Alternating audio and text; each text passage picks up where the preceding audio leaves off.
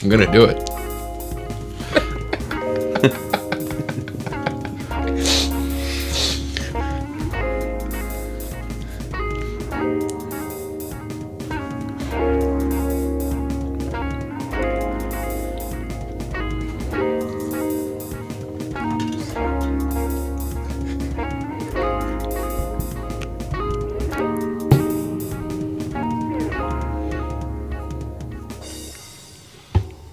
Welcome to Car House. This is the Three Pedal Podcast. I'm Al. Dan and Mike are back this week. I want to thank everyone for listening. If it's your first time, welcome. And if not, make sure you tell a friend to tell a friend. Let them know there's three idiots. Oh, man. There's three idiots that talk about stupid German cars. Oh, man. I thought I had that. I thought I was going to go a week without Three butchering pedals, it. three idiots. Yep. Hey. Everyone told me not to sing the Chili's Baby Back Ribs barbecue sauce song at the beginning, and we're back. We are back. Still open for interpretation.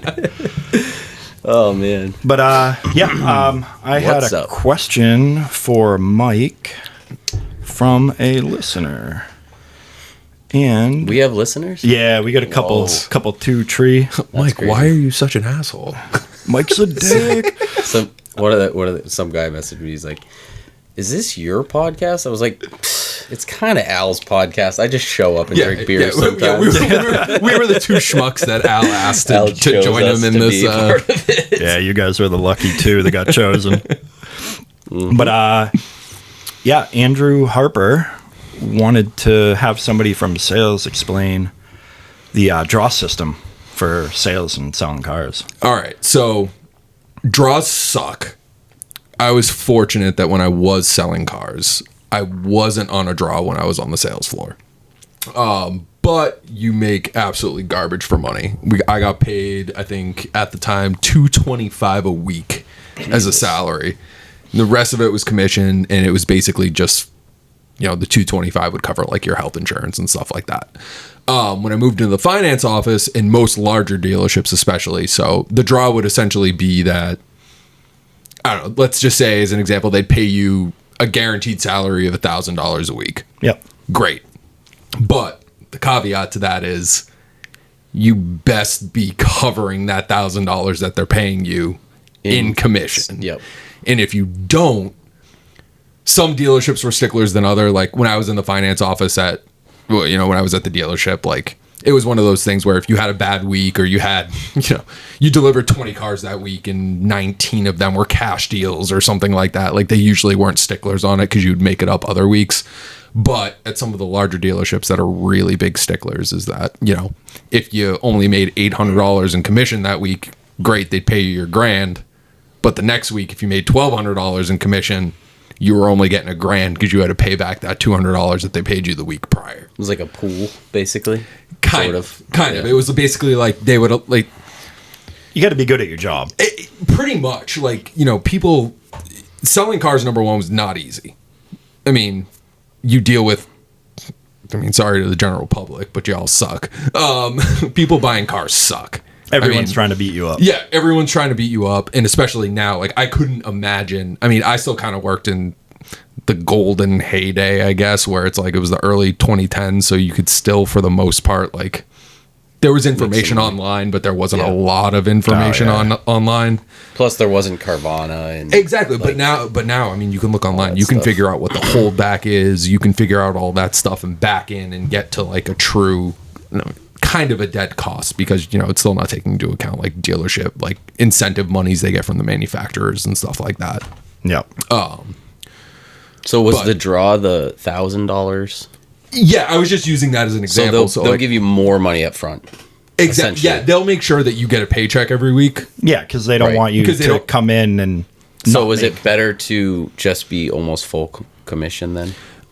I thought it was better on. I never didn't hit my draw when I worked. Oh, okay. Okay, so it's like a quota. Yeah, but at the same time, like, there were weeks when you were on the sales floor. You would get your $164 after taxes or whatever it was, and then some weeks was your paycheck for the week. But then some weeks it was like crazy, right? Yeah, you might get like a $3,000 check. Yeah, that's the thing. Like you could work on I remember there were Saturdays where it's like you just hit the jackpot.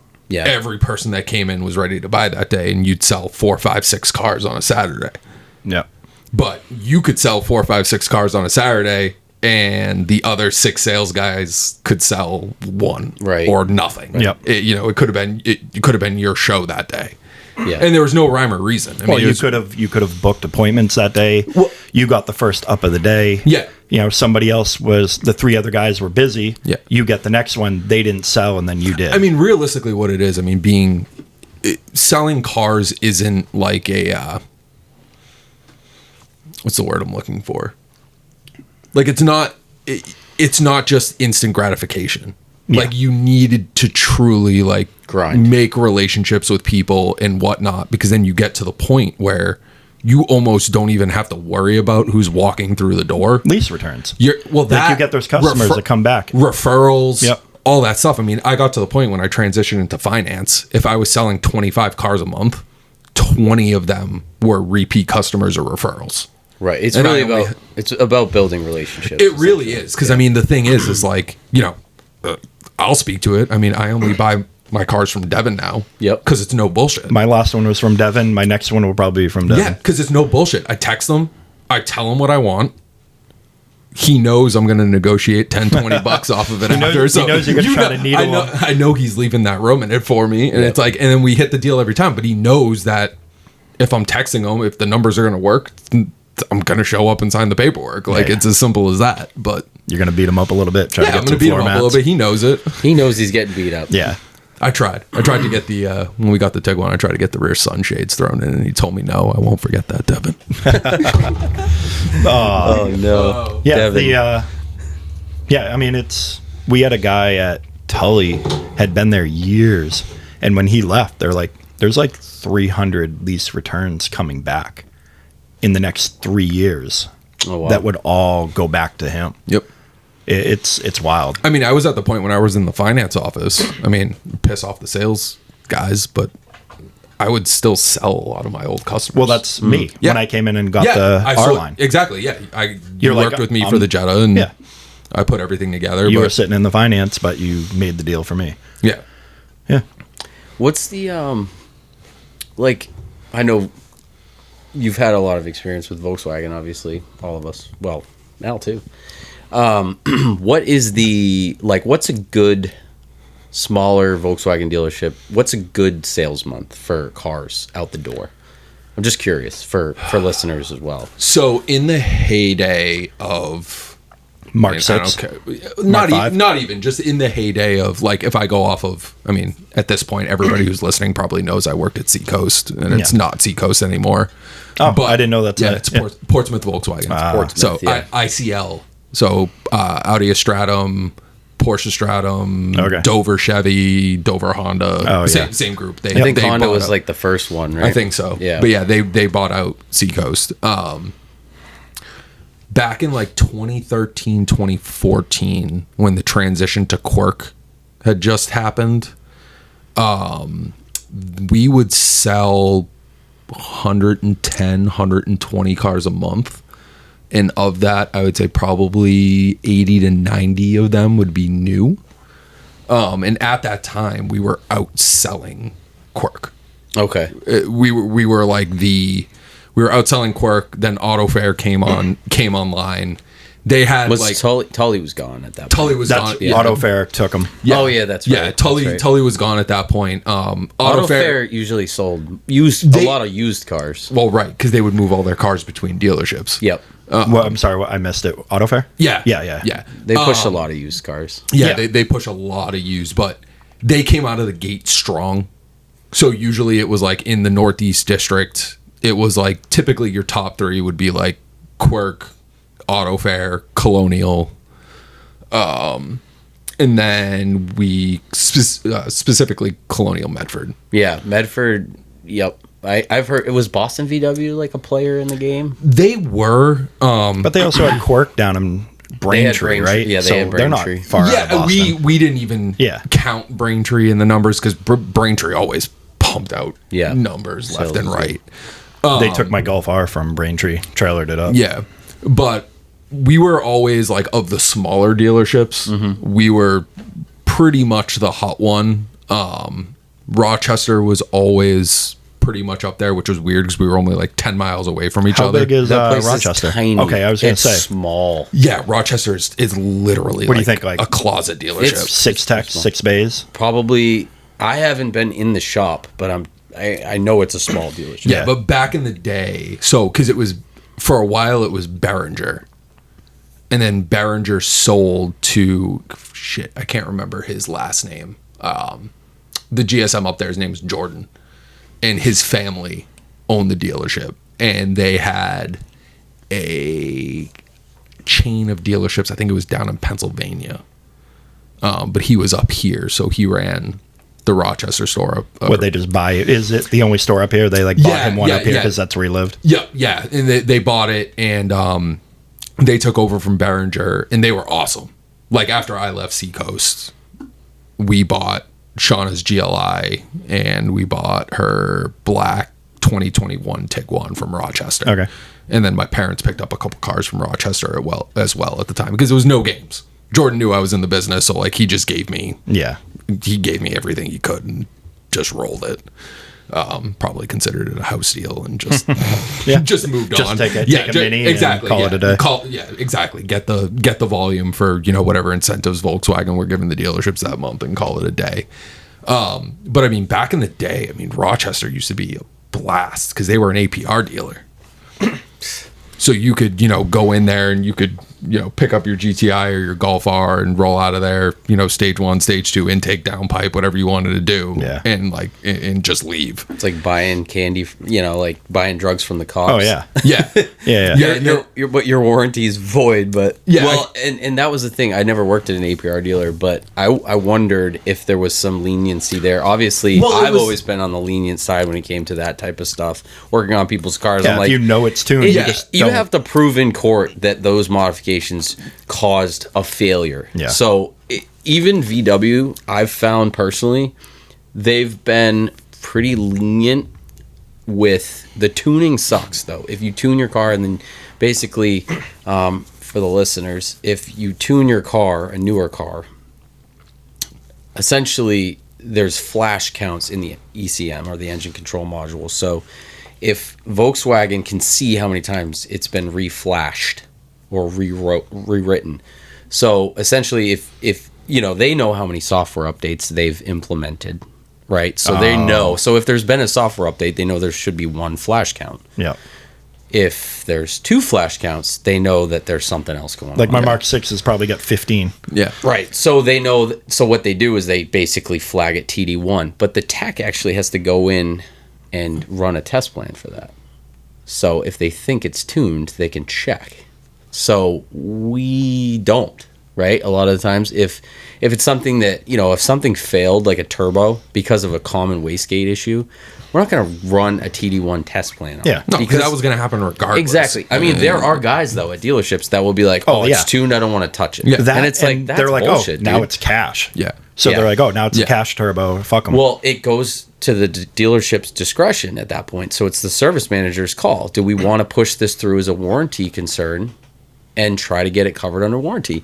So it's kind of like you can get screwed in that aspect. So it's interesting you said the APR thing, because I wonder how that used to work, like in the actual, day to day. I don't know what they did. I just remember back in the day, it was a lot more lenient than I can imagine what it is today. Like I remember after my 2012 GLI, after I went stage 2, no surprise, I popped coil packs. Yep.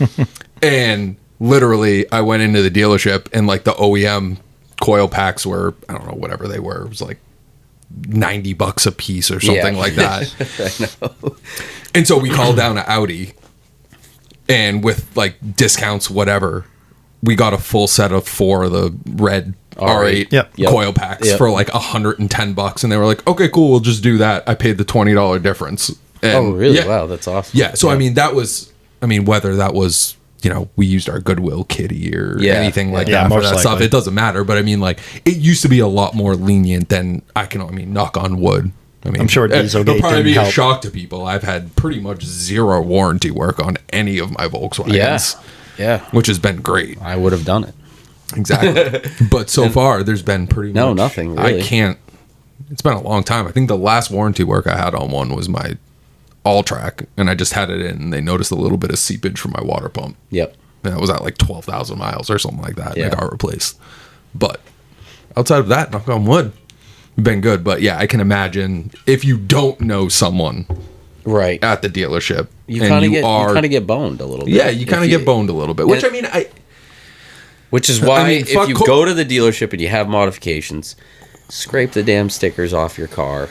Like, Oh, yeah. you know, if you have like an EC, like it doesn't even matter because I've seen it happen. Guys will come in and they're like, "Oh, this thing's lowered a little bit. It's got a Unitronic sticker." Like, dude, Yeah. if you're trying to get something warranted, you got to be careful. you know? Ryan at work, he'll see a Mini will come in, lowered, big front mount, pop the hood intake, and he's like, "This thing's been lowered," and He's a stickler for the rules. Oh my god, it's not that like it's not. Does he modify cars? No, he's a diesel truck guy. So those guys never do anything yeah, to their exactly. trucks. yeah, but if it had a cantaloupe launcher on the back Yeah. and blue black Yeah. smoke everywhere, it'd be like, "I'll warranty it." For him, a real truck doesn't have spark plugs. Does it have a ball sack dangling from the rear Not him. tailgate? No, but But he'll be like, "Oh, why the fuck are we working on this? Blah blah blah. Like, why is it doing here?" There's a few guys like that, but yeah, The other thing is, there are guys who modify their shit. They come in, they try to get a bunch of shit for free. They're not going to pay for a single customer pay item. And you gotta want, to the people who listen, you gotta give a little to get a little. Yeah. And that's the thing. Like, it's all about, if you're gonna go to a dealership and expect to get free work, right? People don't understand, like, if there are reasons for the dealership to not take liability, to not get paid on the free work they're going to do for you, they're going to take that out anytime they can get it. Yeah. So there is a defense naturally because the manufacturers always push so hard to get things so they don't have to they don't pay. want to get backlogged. They don't want to pay, so the dealership doesn't want the liability, because the other thing that people don't understand is dealerships and the manufacturer are two different entities. The dealership gets paid a certain amount from the manufacturer for the repairs. The dollar rate that they get paid is generally lower. It's definitely lower. And the techs obviously get fucked. Yeah. but if a shop charges $200 an hour, customer pay, they do a percentage. they will generally get paid, and you negotiate this Yes. depending on a lot of variables, $150 maybe Yep. for warranty work. So the same jobs, that they're paying, they're paying their employees the same amount per se. They're actually getting paid less money. And the manufacturer dictates essentially whether they get paid for that job, as long as all of the paperwork and all of the steps are taken, test plans, Yep. Yeah. You have to have all the documentation. You have to make sure you have all the parts I need a replaced. diag code. Yep. Yeah. What about one-time use parts? Do you deal with that? One-time use bolts? Yeah, bolts. Yep. You have to have every bolt billed out. If you're missing a bolt or two, they can bounce the whole claim. We don't have that problem. If parts doesn't bill one out, they don't bounce the whole claim in their eyes. So They BMW save Mini is money. a little better. Yeah. So Volkswagen. So let me tell you two horror stories, because this is interesting. You guys will think this is bullshit, and anyone listening as well. So, $15,000 engine on an Atlas, not at my dealership, but I heard about this, and Like when you go to training. Yeah. Yeah. Just Yeah. from people that I've worked with. Replaced an engine on an Atlas. Had to drop the subframe, right? Obviously. Had headlight leveling sensors. The headlight adjustment test plan through Otis was not performed. They bounced $15,000 for that repair. So if you think about it, I mean, you dealerships are on edge sometimes when it comes to modified cars for a reason. So well, that's like the thing that people don't realize. Like, obviously, being in the front of the house, I wasn't super close to service, but shout out to Sarah when I worked at Seacoast. I think she's still doing some stuff for me. So she was the best. She was the best warranty admin out there. Ours don't give a shit. And she was like, shout out to Jess too. She was pretty awesome. And Lou's all right. She was a hawk because the technicians would, either not bill something out or not save a part that they needed to, or whatever it may be. And that's the thing. Like, I mean, I guess moral of the story is if your car's modified and you go in for warranty work, don't be a dick. Yeah. Because there's a lot of stuff in the background that has to happen to get whatever is being repaired covered under warranty. Right. And if someone's saying no, it's likely not because they don't like you or because they're being a dick. It's because, quite frankly, because you put a burble tune and blew your cat out your exhaust. If you have a burble tune and you come in for warranty work, I'm gonna void your warranty. I would deny it just for fun. I would just show up and be like, no. Yeah. I mean, and then you gotta, and like I said, if you come in and you do some service work there, I mean, even if you bring it in for an oil change and approve an alignment. Yeah. Or something they recommend. Approve one freaking recommendation. So then you're in good standings with the service department. They remember all. This person did a couple of things here. Yeah. So don't be an idiot. Because Sean, it's a business at the end of the day for the dealership. And it's not a shocker. Your service history Right. lives with that dealership. Also, can I just say, don't buy your vehicle at another dealership and then blame the dealership closest to you Right. for problems that you're having. Dude, that happens way too often. We just don't- fire just don't them do as it. customers when that happens. We're just like, get the fuck Don't- out of don't- here. don't- We've only had to fire a couple customers. That's because you only have one dealership in like. They have nowhere else to go. Literally, Burlington, Vermont. Yep. There's nothing in Maine. Really? Yeah. Nothing in Maine? Wow. There's one BMW dealer in Maine, I think, and you can't get warranty work done there. You can go there, get your oil change and whatever, you know what I mean? But Dude, that's actually interesting because Porsche Nashua, when I was talking to those guys down there, they were saying they pick up people's cars in Maine oh yeah, and drive it. For us. It's called Reunite. Wow. We'll pick it up depending on what it is, obviously, but we'll like if it's worth it. well, I mean we've picked them up for oil changes, not oil changes, but like I think they check said they engine picked lights. up one in Portland for a state inspection. yeah. And then they realized that like it didn't need one or something, and it was like, whoa, dude, like that's crazy. But, like, but they must have had a good service history. They must have been spending money there, and that dictates a lot of things. We've sent a shuttle driver up with a loaner, pick up their car, leave the loaner, drive back a couple days later, send them back up with their car, take the loaner back. This just grinds my gears remembering this stuff. Like there's nothing fully immersed. Right? Yeah. There's like nothing worse than when you were like working with a client and you sold them a car. Yeah. Or like, no, I'm sorry, you didn't sell them a car. They beat you up for like 3 weeks, drove up to like Rochester, or drove up to, I can't even remember. To save like $300. Yeah, not even half the Yeah. time. It was literally like $100. Yeah, but And then they'd buy the problem vehicle and then come back to your dealership because they live 4 minutes away. But And then what if it was a screamed at you. color combo? You can understand. Oh, that, we could right? get it. Oh, you could. Okay. We could get, like, literally when I was working at Seacoast, I could sell off of Rochester's lot. I could sell off of Scherer's lot in South Burlington. No. There were a few dealerships that shall not be named that were absolutely not. not gonna D. But yeah, no, Scherer up in South Burlington. I just met with, I had a couple beers with my coworkers last Friday, or my old coworkers from the dealership last Friday. There was a dealership, Niemer, in New York. Never even heard of it. Yeah, it's like upstate New Yorkish, kind of. Okay. I think like Albany. That's not upstate. No, really, but well, yeah, for kind of it For is us. for us, yeah. Well, like it was a little bit north of. I can't remember where Niemer was exactly, but that was like we had a few close partners that like I could literally just look at their inventory and then I could text, the GM up there and just be like, "Hey, I need this vehicle," and they'd be like, "All right, cool, sell it." That's cool because I feel like it is justified if the dealership says, "Hey, we can't get you this color combo. We can't get you this car specifically." Oh, like that's I want a that's 6-speed totally different manual story. Golf all track with this color, this interior.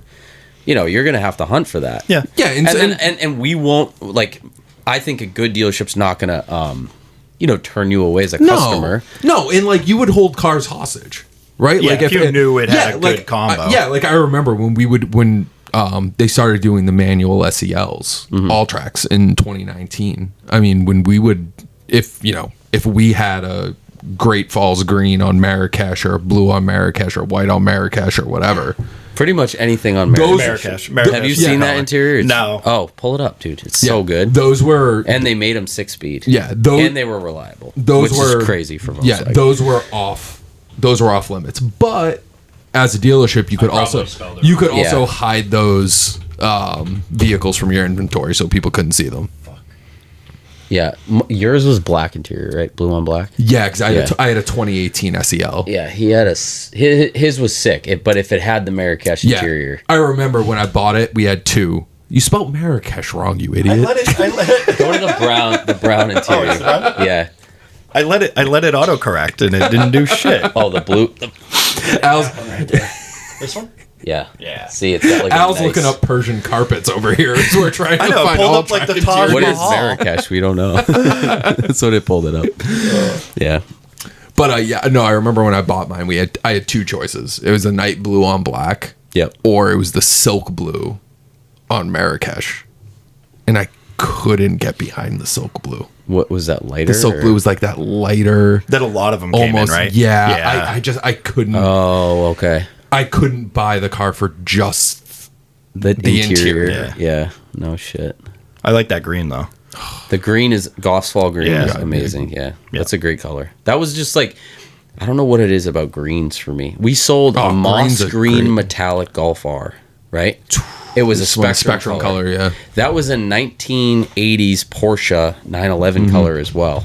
And I found out they made it in the 928 and they made it in the 911. I think it's probably one of the coolest car. Like it's no, that's not it. That's not it. It's very understated. That's a different green. So if you go to image, did you do it? Yeah. Oh, there you go. That's our lot right there. The first picture. That's the one we sold. And I remember everybody was like, this is the color this on the spectrum that they chose because the Golf R's basically. Is that out in front of Quirk? It I looks don't like know. Quirk's I don't know. building. I've never. Where's no, Quirk? that's just the new. Just a generic. That's just. I don't know where that is. That looks like somewhere. That's just. I mean, that's the whole Volkswagen design anyway. But regardless, the guys at work were like, "This is the color that you love," and I was like, "Dude, it's first of all, we live in New England, and it's a really cool color. It's understated. There's so many different cool spectrum colors. Basically, they I came like out. that wine red. I Right. don't know what it was. Oh, So, the Bordeaux red. Yeah. How many different colors did they do for the Spectrum Golf R's? But you Was could it only like order 15, 2 per 20? dealership or Oh. 1 per dealership, right? No, so dealerships got allocated. So like I remember at Seacoast, we got like the full packet from VW Yeah. with all the spectrum colors, like all the coolness of it, and then we got none. I think it was like I want to say it was like somewhere between 38 and 42 different colors. I might be wrong, but all I remember is we you were probably would have liked Viper Green a little bit, Al.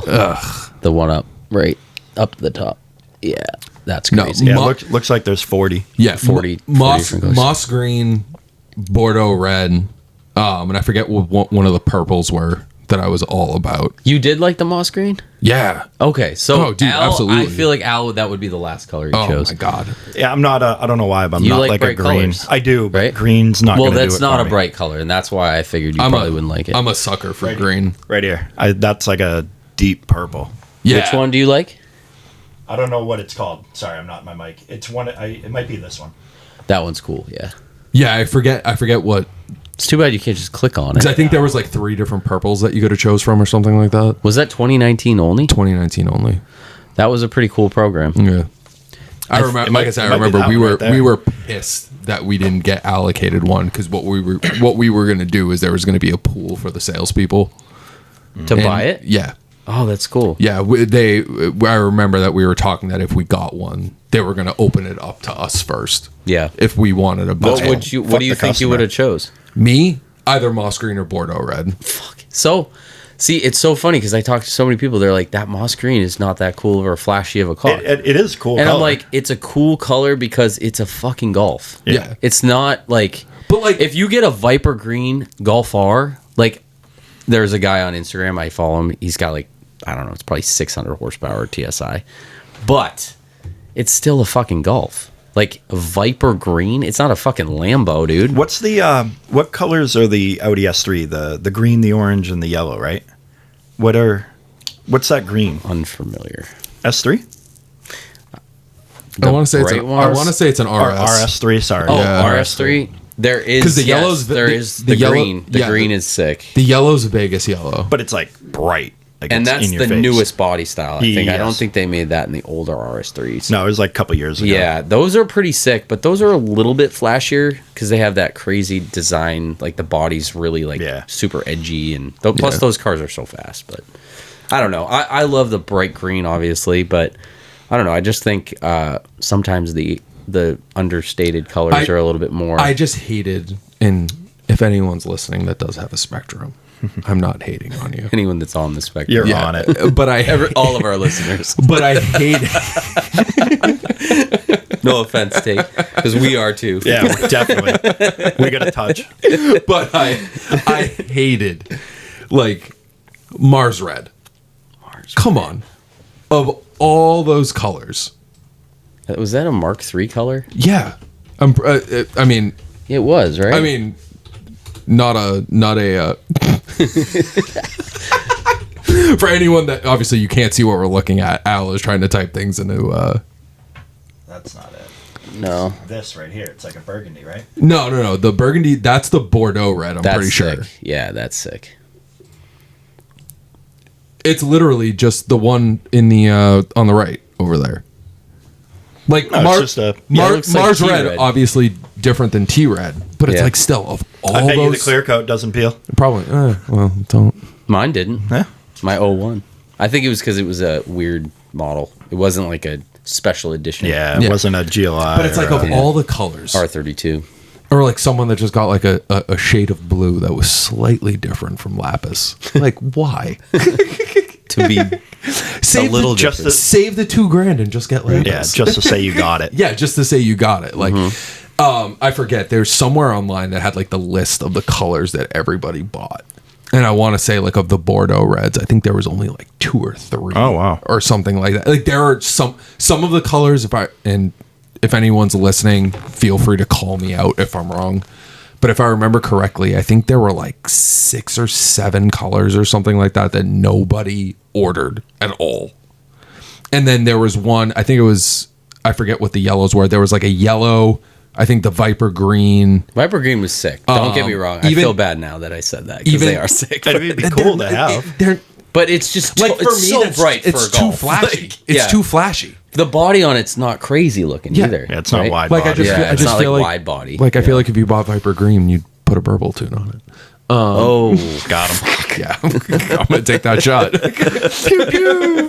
probably got declined warranty work. As Yeah, well. but like some of the other colors, like the That guy like had a 400 credit score too. Not the guy I follow. He's Santander 20. he built the car right. Yeah. He built the car right. 28.99%, baby.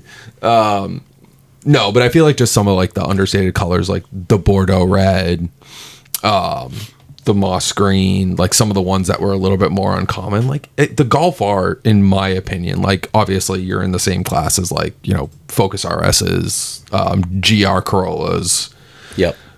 Type R's, whatever it may be. But like, I feel like when you're driving down the road in a GR Corolla or Type R, It's different. you're just like, what? Like, great cars. Yeah, yeah. I'll say that for the record. Love both of those cars, but at the same time, it's like you almost look like a schmuck Wow, driving. Look at that Cliff Green. No, 'Cause they're dude, so- 'cause do you think the Focus RS in like the bright green? See, like I can swallow. Great car, but Yeah. but the issue is like when I think of Focus RSs, I think of the European Focus RSs that use the 5 cylinders. Yeah. Not what we got Yeah, here. right. Yeah. So like that's okay. So here we go. Al pulled up the full list. Like Cliff Green's kind of weird, huh? But there's not that other green Yeah. in there that you're talking Wait, so 6 or 7 of these colors were never done? Yeah, I can't. That's kinda Don't cool. ask me which ones. But like, That was so I know TNT Orange. I think was pretty popular. Obviously, Ginster, whatever you want to say, was popular. Violet Touch was also one of my favorites. I think that's that That's a was probably Corrado one. color, I think. I think that was Violet Touch Pearl. yeah, I think that was fairly popular. I want to say Traffic Purple. I think there were a couple of those that got built too. But like the ones that weren't, like Bordeaux Red, Irish Green. That one's like Will Ankel's Mark 6. I think the Irish Green's similar, maybe. Yeah. Like those were some good, like the Caribbean green. Copper orange kind of bucks. Yeah, the copper orange is a nice color, but like when you're looking at like Nagaro, inky blue, like why? just get lapis. Yeah. The dark burgundy was a wicked nice one too. And the dark violet. Hot chili pepper. Or hot chili. Yeah. I don't know. Sometimes I think some of those other brands, though, like the Focus and like some of those other cars, they're a little bit more like crazy looking. Like the Golf is such a like understated car.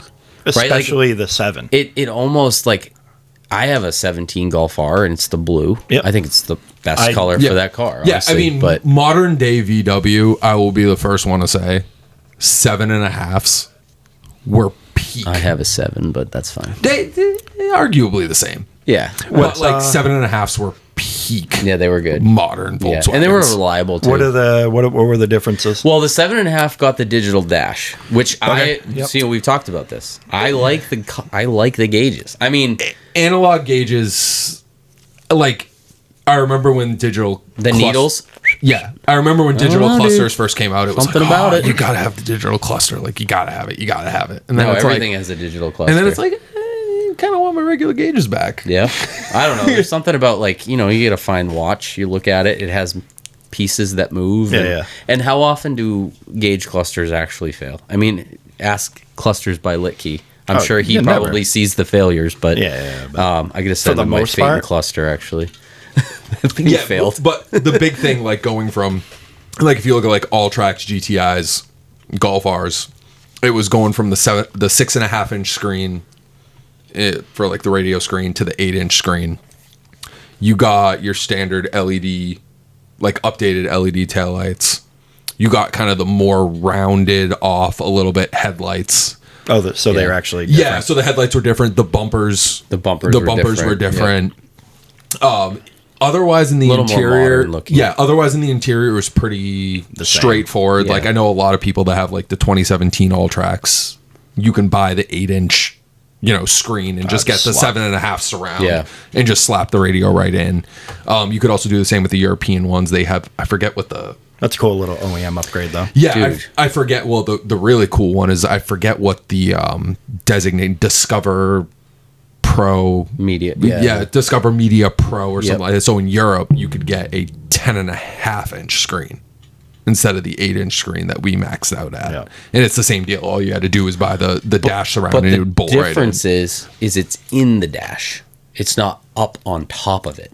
So I think when we talk screens, obviously we talked about screens in the podcast. I think in an SUV like the new Atlas we were talking about, it's a little different. You get like a big screen on the dash in an SUV, and it's like, whatever. It's a family car. Yeah. You're gonna throw a DVD on if not that people still play DVDs, but what do you want to do? You want to entertain the kids. You want to have whatever. That makes sense. But with the Golf R, when they put the screen in the dash, I felt like it was better for a driver's enthusiast car because it wasn't up like the new GTIs and the Mark 8s and stuff. It literally sits up on the dash like a laptop. It doesn't seem integrated. It was just clean. It was clean.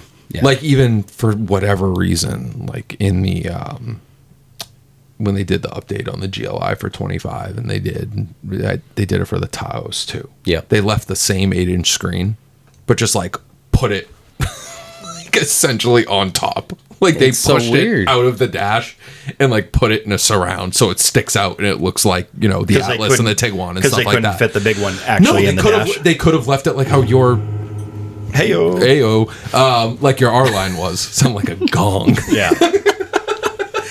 Oh my god! Can we please explain this to the listeners? So if you listen to this, just the mics are on like a spring-loaded. thing. We are recording in the most ghetto setup. It's a dirty game now, but like the mic stands are like the next thing I'm going to upgrade. But I need to. What I want to do is I want to upgrade the table. Yeah, we got to get a nice. And then, dude, we should chisel a table out of brick. Yeah, it won't go up here. Yeah, I mean, hopefully we can't even get it. I mean, if everyone can hear. Yeah, we got a nice, you can hear me nice pounding. plastic. This was the table that you got messy in a college party and was playing Root on. There's some flip cup. We're actually in a 50,000 square foot dungeon right now, and it's tough. Al has us chained up to the table, so we can't leave. No, every Friday. It'll all get upgraded eventually, but yeah, let's try to get like 20 or 30 of these in. We've been bullshitting about other stuff. What have you guys been up to aside from, you want to start out? Have you been doing anything? Not really. I've been working softball. Softball starts up in 2 weeks. Oh God, here we go. Hey, it's gonna counteract. I only play 2-3 nights a week. No, that's good. But, I mean, you guys got a solid crew. You've been doing that for a long time. Yeah, right? I got my Tuesday team. I got 3 different teams. Jesus Christ. I know. My Tuesday team I've been with for 4 or 5 years, but they were a mix of my Thursday team. I know. My Wednesday team's completely different people, but I've been playing with them for like 3 or 4 years. So you play 3 different teams. 3 different Tuesday, Wednesday, same Thursday. league, same place, but I play on 3 different teams. And That's then insane. And you just finished bowling. Your bowling. Bowling, team I have league. 2 or 3 weeks left. I do that with my wife and one of her other friends on Mondays, but that's done in 2 weeks. And once that's done, that's done. And then I signed up. I signed up for a softball tournament with half my Thursday team in like 2 weeks. Yep. You start at 8 in the morning, you end maybe at 1 or 2. If you make it out of pool play, you play till like 4 or 5. But I just try to get my 3 games in. If we make it out of pool play, great. If not, cool. Just start drinking. Nice. But yeah, softball starts back up, and I can't wait. Good pastime. Yeah. Are you good? I'm not. No, I'm not. I'm not bad by any means. I've obviously, when I first started, I hadn't played baseball since I was 17, so it had been 20 years. Took me a minute to get back in the swing of it, but I can hit the ball pretty hard, but I like pull it hard at like third or short or pop up in the outfield. I had to like learn how to go oppo. So when I swing a little late, take a little off, and I hit it to right field. Yep. It's a co-ed league, so so you have to have 3 girls on the field, and a girl hitting every 5th batter. So they tend to take the girls right field, second base, catcher, or first base, pitcher, catcher, second, right. Like 9 out of 10 times there's a girl in right field. Yep. So you take advantage and you try to slap them out to right field and see if they can catch it. But I've gotten burned. Al just plays in the puff puff swing lead. Yeah. But like cool, I've not looked at who's out there, and I've put it out there. I was like, fuck, I know her. Like, you know what I mean? Al's trying to drill his friends. Shit. I'm like, God damn it. I'm gonna have to confront her later. Yeah. Like, I didn't realize she was out there. But no, it's fun. It's for fun. It's 8 weeks, and then you do a spring, fall, summer. And Nice. Any progress on the Mark II? I was told I'm getting it back at the end of April. Beautiful. So I should have the body back. I'm gonna start laying down the body harness, get the pedal cluster, the brake booster, shit like that in, and he's gonna slowly start giving me the body panels. Nice. Because he bought an R32 and he wants to get that in there. DJ's car's in there. DJ's S4? S4. Yep. He rents it's a 4 car, so he rents essentially the back half, and he has both his S4s in there, and he's working on them. Or he has one in there right now, but nice. So he's like, yeah, he wants to get your car done out of there. What happened with DJ's car? I would have asked him last week, but obviously. I'll have to double check with him, but Okay. I think the floors were starting to. Really? Yeah. Okay, that's interesting. So he found. I know he was going crazy with the engine at some point, but he ended up. He ended up finding another hibiscus that was really clean. That just, I think it needed like normal body work. that's a great color too. Yeah, Hibiscus. I didn't. Yeah, and then when he got his painted, it looked mint. That's sick. Nice. But yeah, so hopefully I can start working on the Mark II, and yeah, that'll keep me busy for the next year, because I don't plan on rushing it and getting it done this year. I still got a lot of powder coating to do. Yeah. But I didn't feel like doing it 3 years ago when I didn't know when I was getting the car back. Right. So yeah, that's about it for me. Just going to work and hanging out with you two. How's work going? Starting to get the upswing. Yeah. Starting to get busier. Hopefully it Picks picks up. But this has definitely been the slowest winter I've ever had. State inspections, man. Yeah. No state inspections. No love for the techs and the shops. It sucks. I can't even believe it. I'm like, they're not coming in. people aren't coming in. Yeah. But Well, you know what Dale was saying today? He was like, I was talking to him. He's like, this is crazy, man. Like we, at least get like 10 stickers Yeah. every week or something, right? Yeah. And he's like, we're going to start seeing those crazy failures pretty soon. Oh, yeah. The cars is going to start getting towed in. Yeah. Yeah, there's going to be some really broken cars coming in. So hopefully that coming in with noises because they haven't been in a year, going to their Yeah. local place, getting oil changes. Yeah, well, because that's the thing. We don't see it because they don't come in. They just go to, Jiffy Lube or whatever. Yeah. I mean, those guys, there are good techs there as well, I'm sure, sometimes. We have a Mini out back, but they didn't put the drain plug in. Or they What is- barely I put was it going in. to say, Dan, they're a bunch of potatoes. No, all No, of there's them.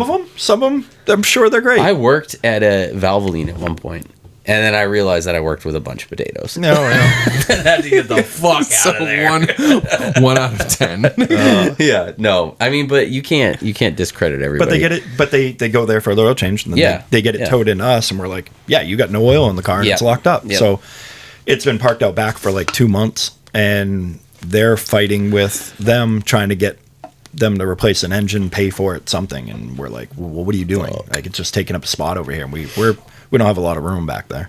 Yeah. Time to send those storage fees. Yeah, well, For real. they said that, like, they're talking to the insurance company, and they're like, well, get it towed out of here. We're going to start charging you. Yeah, put it on your lot. Yep. Somebody else. Yeah, exactly. Take it, Bring it to tow freaking it home. Jiffy Lube. Yeah, park it at Tow- Jiffy Lube with yeah. with a poster in the windshield. Yeah. Put a Right sign out- in the window. Say, Right out hey, in front of these the guys- car wash. Block mean, it. Dude, we had this kid. He parked the car right in front of the shop, or right in front of the dealership, and it was still running. It was just pissing oil out. He handed the keys to the writer. The writer's like, okay, gives the keys to the customer. The customer walks right through the big showroom doors, walks out. My car is like billowing smoke and like just pissing oil all over the drive. And yeah, he got fired. We had a kid. We had a kid do that. Immediately. He didn't put the oil cap on. He drove 2 laps around the building, just left a racing stripe all the way around. Yeah. And customer saw it. We had to give them a bunch of accessories, and he spent an hour cleaning up the engine bay, spraying it, hosing it down, cleaning it again. I mean, so it's funny. I listened to this Changing the Industry podcast. It's pretty interesting for shop owners and people who are in the industry. It's really good. They go into they interview different shop owners and people who are influential in like the business aspects of automotive and stuff like that. And I listened to this podcast of this guy that I personally know. He's a good tech, and he's a diag tech. So like, he gets paid salary at a European shop to like just basically diag cars with like a scope and all that stuff. And he was talking about how everyone in a shop, like there are people who are there's your strength and your weaknesses in a shop, right? Like there are people who are kind of lazy or do the bare minimum, and it's like they're not always the worst people to have around, right? Like those people are still a contributor. Mm-hmm. So it's important that like the people above them just kind of like keep an eye on them and stuff. But I think if you park a car and it is literally running and it's pissing oil, at that point you just have to, either that person has had the worst week of their life and there's some excusable measure of gratitude that you can give them, or like if somebody died in their family, I'd run in and be like, my wife's leaving me. We're all human, so I don't get fired. And the point is exactly the point is we're all human and we all make mistakes, and machines even make mistakes. Yeah. So I said the kid got fired, but like there were multiple things that happened. Oh yeah, prior it to wasn't that. his Like, first fuck up. It wasn't like we were just like, dude, you're fired. Like it was multiple things that happened before that. Yep. And also we took into account the fact that like he just didn't care. Like you have this is somebody's vehicle. They're going to put their family in. Like you got to take that into consideration when you're working on a vehicle. You have to have pride in your work because there's safety measures that come into play. Like, I you know what I distinctly mean? remember Like, being at the dealership and a few cars coming back on tow trucks with a wheel wheels missing. loose. Yeah. That's tough. And it's not an immediate firing situation. It's like, what was happening? What's going on? How good is this tech? Like, Was I it a don't know. one-off? I don't know. I started to I like listening to that type of stuff because it, like, at one point I aspire to be a shop owner, and I think that, like, the things that, like, we're all people, and, like, in order to do a really good job running a shop or managing, like, these types of shops, and, like, you think about, you see bad service managers, you see bad service writers, you see bad techs, but you see the good people, and you see the good in people. You try to see the good in people, and I think it's important that we realize that it's still just people, and you gotta think about that, and just try to play on people's strengths and not, like, put them down for their weaknesses. But if you are a complete fucking idiot and you use a torque wrench as a hammer, because I saw that once and I have it on video, we can upload that later. That guy got fired as well. Wow. Gotta do what you gotta do. He was literally trying to hammer a wheel off a car with a fucking with swinging hammer on the alloy wheel. Yes. Ooh, So yes. So it can be a little cutthroat, but, like, let's be honest, dude. There are times where you have to draw the line. There's some special people out there. Yeah. So not everyone at Valvoline probably sucks, but some people would say The percentage is probably pretty high. I'm just saying. Yeah. I'm gonna go under over. It's gonna be over 75. Yeah. I just try to give the benefit of the doubt, I guess. If there was an under over on a betting app, you'd win. Yeah. But no, You there's went over. obviously people that that probably are halfway decent and just How many guys do you have to babysit, Al? Are there some people you have to babysit, or do you not want to go on record and say? I don't want to say babysit. Yeah. But I mean, I've always, even before I got, like, the team lead role, I was always the guy that went over and I went over and helped people. And like, that was every time I went in for a review, you know what I mean? It was like, oh, you help everyone, blah, blah, blah. And I'm like, yeah, I don't care. Like, I'd rather help somebody. And You don't want to let anybody sink. Yeah. I'm the first one to go over and be like, hey, you can save yourself like an hour and you do it this way. Yep. You know what I mean? I'm the same way. I'm always, like, especially like newer jobs, I'm always looking for a way to cheat it.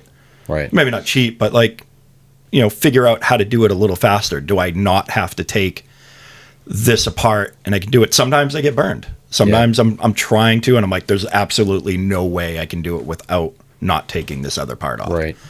But, like, I'm the first one. You're not a gatekeeper with the secrets. No, I don't. Stuff. Me neither. I've never been like that. I would rather avoid a problem in the shop. Mm-hmm. I would much rather, hey, do this so you don't do that. Yeah. Like, and people not everyone's. There's repercussions for everybody. Yeah.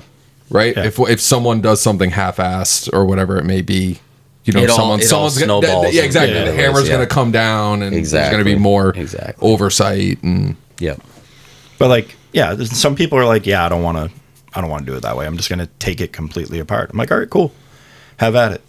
I'm like, there's a few things that I do that other people, I dropped the motor mount on a second gen to do the water pump because I can't get my hands up high enough.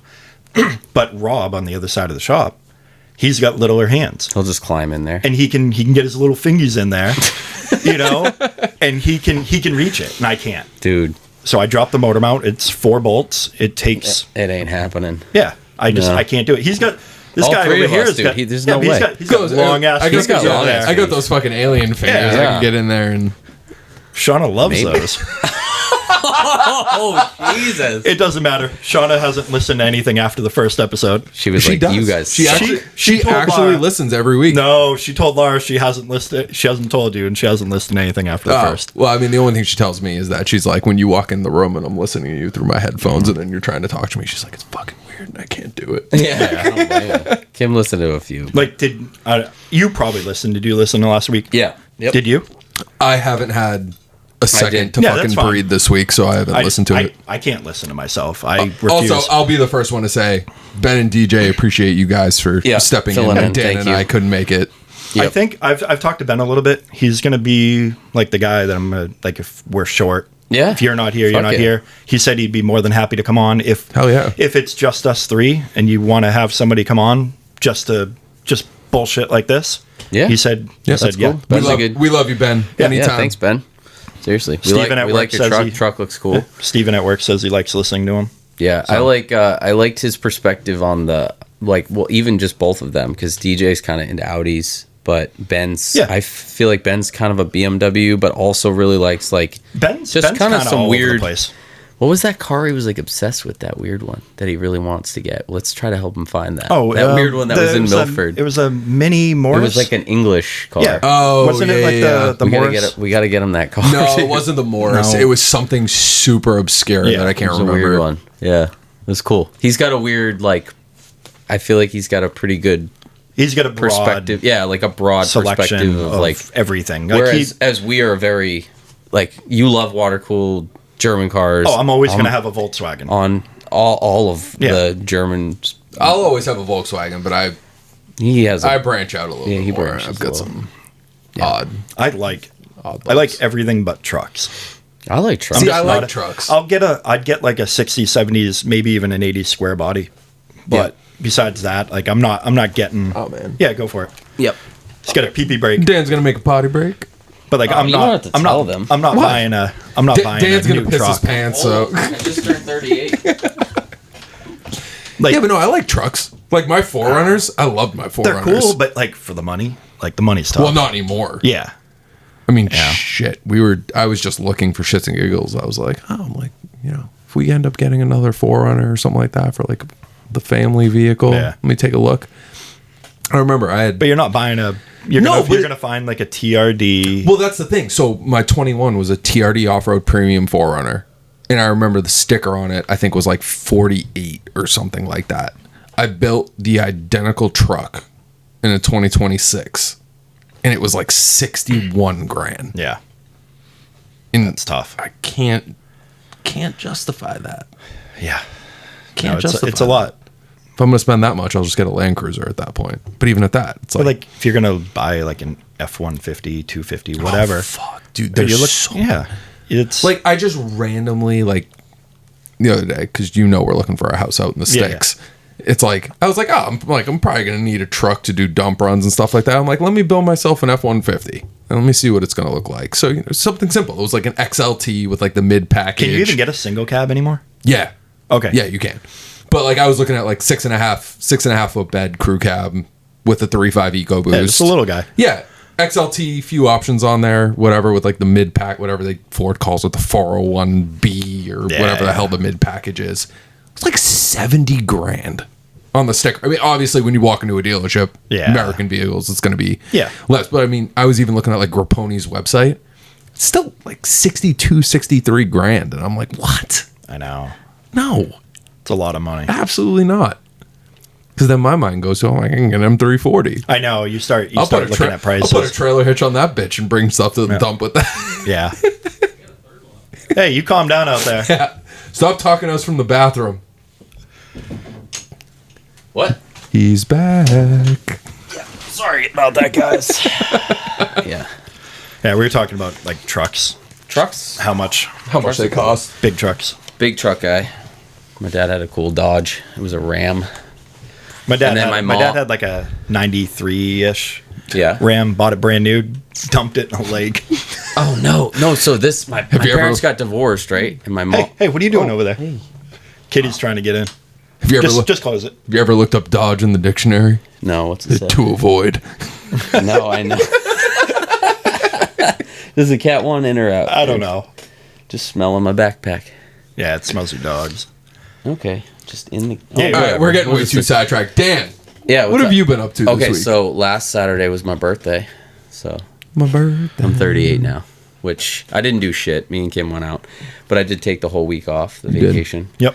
So that was cool. Got a lot of progress done on. Oh my God, there's two of them Yeah, now. they're both in here.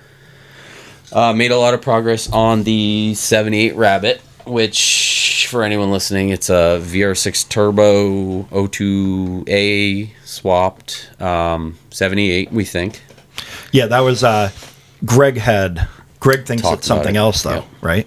Well, so we're not 100% sure, but we think the only existing VIN on the car, it's registered as a 78, right? It was red when I got it originally, and then Adam painted it white and then did the Berg Cup kit on Yep. it. That went to a body shop in Nashua. So when I got it back after we had done coilovers and like I pulled the 16 valve, it was just a shell. Yep. So at this point, we think that if we put maybe some paint thinner up near the rain tray area where the VIN is stamped, we can get the VIN. Oh, the paint's that thick. And I think it's worth doing because I looked at pictures of it in my garage. And what's crazy is that car has been in the garage before I had lifts installed. Oh, wow. Before I had insulation and drywall. I didn't realize it was there before you did the floors and yeah. had the lift. So I'll share some photos, dude. It was literally just the wood with just no insulation in the walls and stuff. And then we took the second floor out in that garage, obviously, and made it a loft, and then so that car's been there, I think. So I worked on it with a 16 valve I wanted to keep the 16 valve. That was my big gripe with it. What do you do with it? He sold it. And probably got nothing. It had for a 50 millimeter intake manifold, and Greg, I think, could give you more information on the swap. But anyways, it's going to be really cool. I'm really excited. Made a lot of progress. I know we had talked about it prior.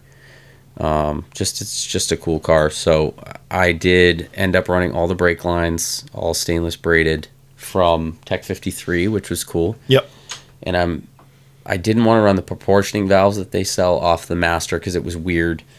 So I ran them to the back, but I had to buy different fittings, which I can share that information because it was a little bit of a kind of a weird. If you want to run those lines, you can run them in the back, but it just cleans everything up. So I'm hoping that'll That's go what together I'm probably going to week. look into when it's time. I mean, so we actually, you were there. Obviously, I went out and met you at Logan's house to grab some parts off the Cabriolet, and that had proportioning valves on it as well on the master cylinder. But apparently, those are for drum cars, and they're not as rare as the disc brake proportioning valves from the 16 valve Scirocco.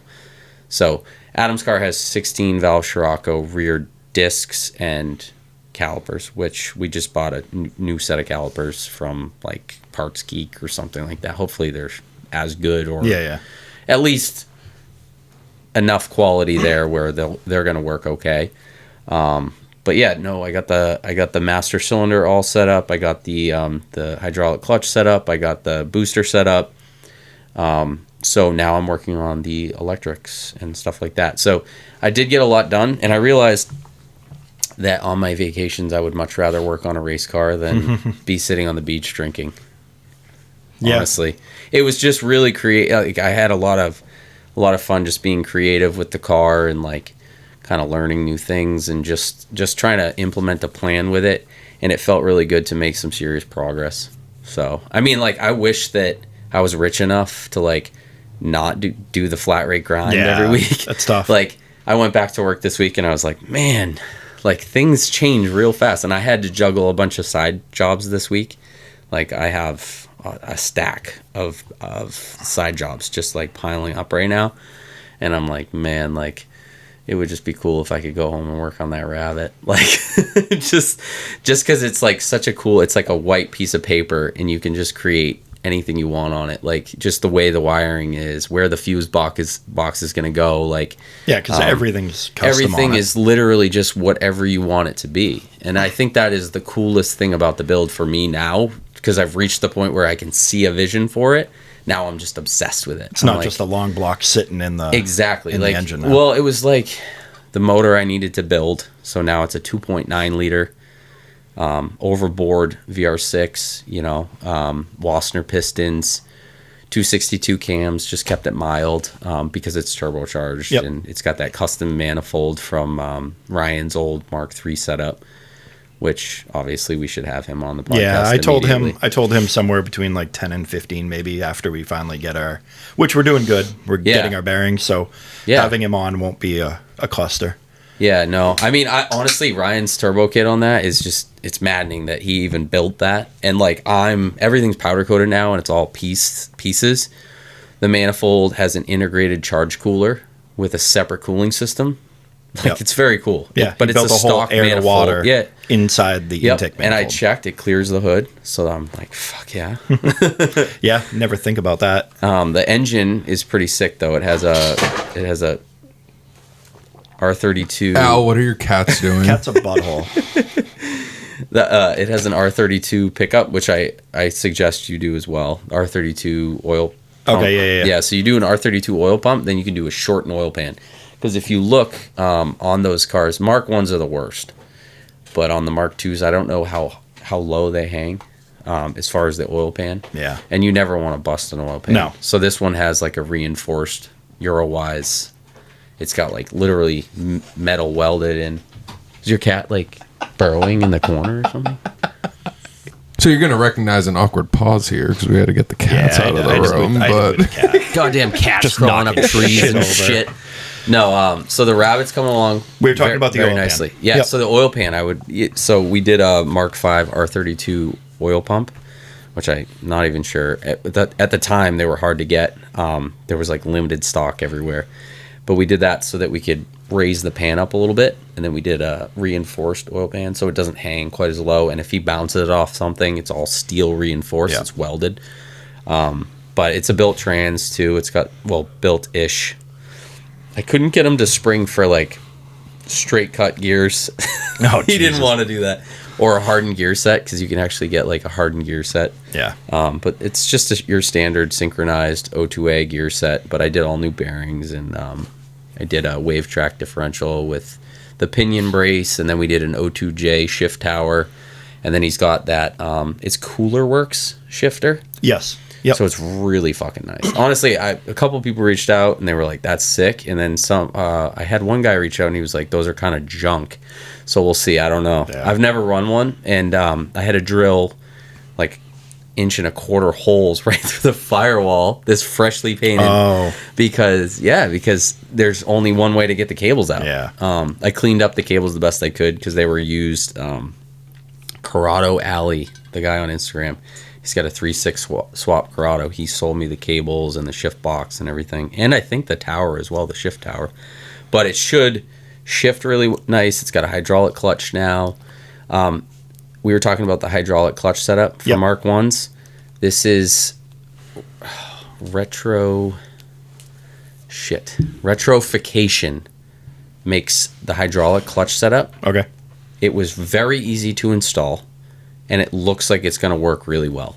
So I know there's a couple people out there that make them, and I've heard complaints on the Mark 1 hydraulic clutch setups. So for anyone listening, I haven't tested it yet, but as far as I'm concerned, it's a very good design, and That's it's pretty easy versus to having the slave off the booster, I had right? to weld nothing, and it's a very thick bracket that goes up near like the steering rack or the steering column. Yeah. And it just bolts in through the column up to the rabbit. I guess you could call it like the steering column bracket.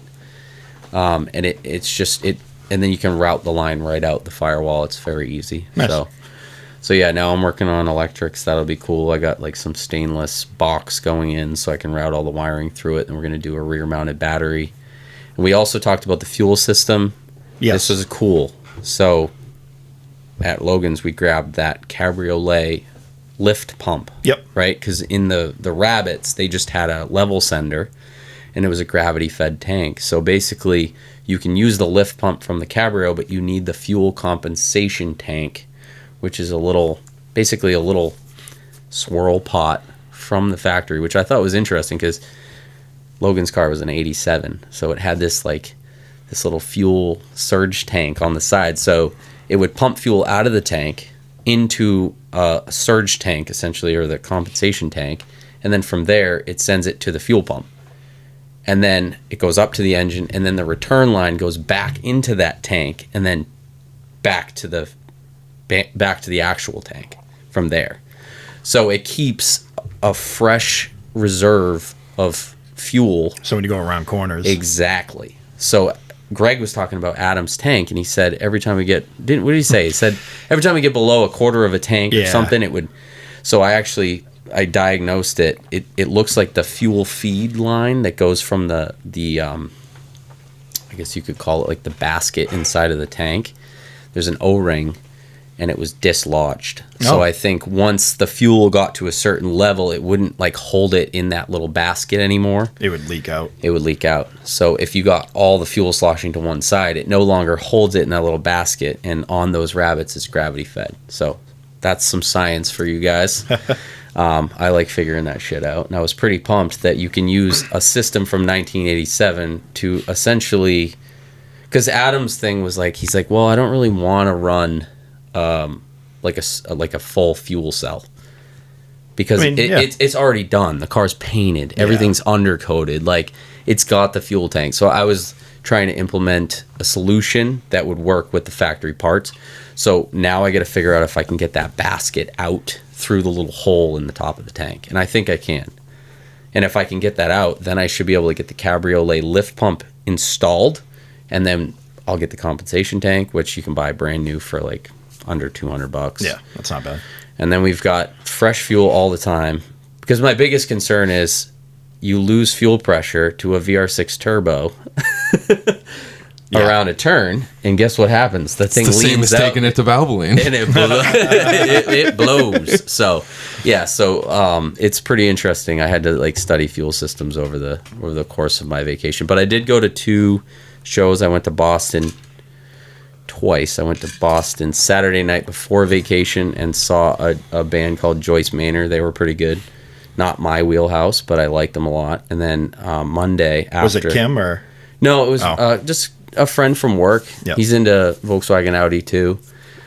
Younger kid, but I like the young kids who are like, you want to go to a show, because I'm always in Boston going to shows and stuff. So I was like, yeah, I'm always down to check out a band. As long as it's not country. I don't like country. Mm-hmm. Anything other than country, like if there's instruments, I can go and listen, and I can appreciate like any genre of music. Like if somebody was like, do you want to go see Taylor Swift? I'd be like, fuck yeah, let's go. You know, like I don't care. I'll be the first one to say one of the best concerts I've ever been to was probably at Taylor Swift. no. No. On the same realm though. I've gone to more. I was probably like 18 or 19, and I remember I forget who gave them to me, but it was like free tickets to go see Lady Gaga. No shit, Lady Gaga. Honestly, That would have been pretty good. one of the best Great live performer. shows I have ever seen. No shit, yeah. Dude, Phenomenal. I messaged you Monday because I saw this band called Tiger's Jaw in Cambridge. It was sold I out, saw that. dude. I didn't answer you, but you I know saw them? it. I don't. Oh, because I was like, this is Mike's wheelhouse. But I was also slightly jealous because it's like, it's been a while since I've been to a concert. I mean, I did go see a. Do you want me to invite you to the next one? I did. You should. If I can make it work, Yeah. I would go. I know. But I wasn't rubbing it in. No, I was when like, I went- dude, this is your music. Like, because No, you I mean- listen to. I did go to a Day to Remember back in November, and that Okay, that was how was that? I mean, it was the first time I had seen them since 2014, They were a good band. and it was a solid show. Yeah. Honestly, like on par. I mean, Where was that? It was in Manchester. Oh no shit. Oh, you went to the. Was it the SNU Arena? Yeah. I was actually upset that he didn't invite me. I saw his Instagram. Like, what Yeah, the well, fuck? well, my buddy Because Jo- you went with a friend, right? Yeah. Well, John Dume, because we used to go to shows all the time. Like we Okay, would just yeah, randomly find a show down in Boston or wherever, and we'd be like, "Let's go." Yeah. So like he was sending me a bunch of stuff, and it was like Tom Morello, like down in Boston, and Yeah. there was a few other bands and whatnot, and he was just like, "Which one do you want to go to?" And then I was just scrolling through Facebook or something like that, and I saw like an ad for a Day to Remember, and I was like, dude, I'm so down to relive.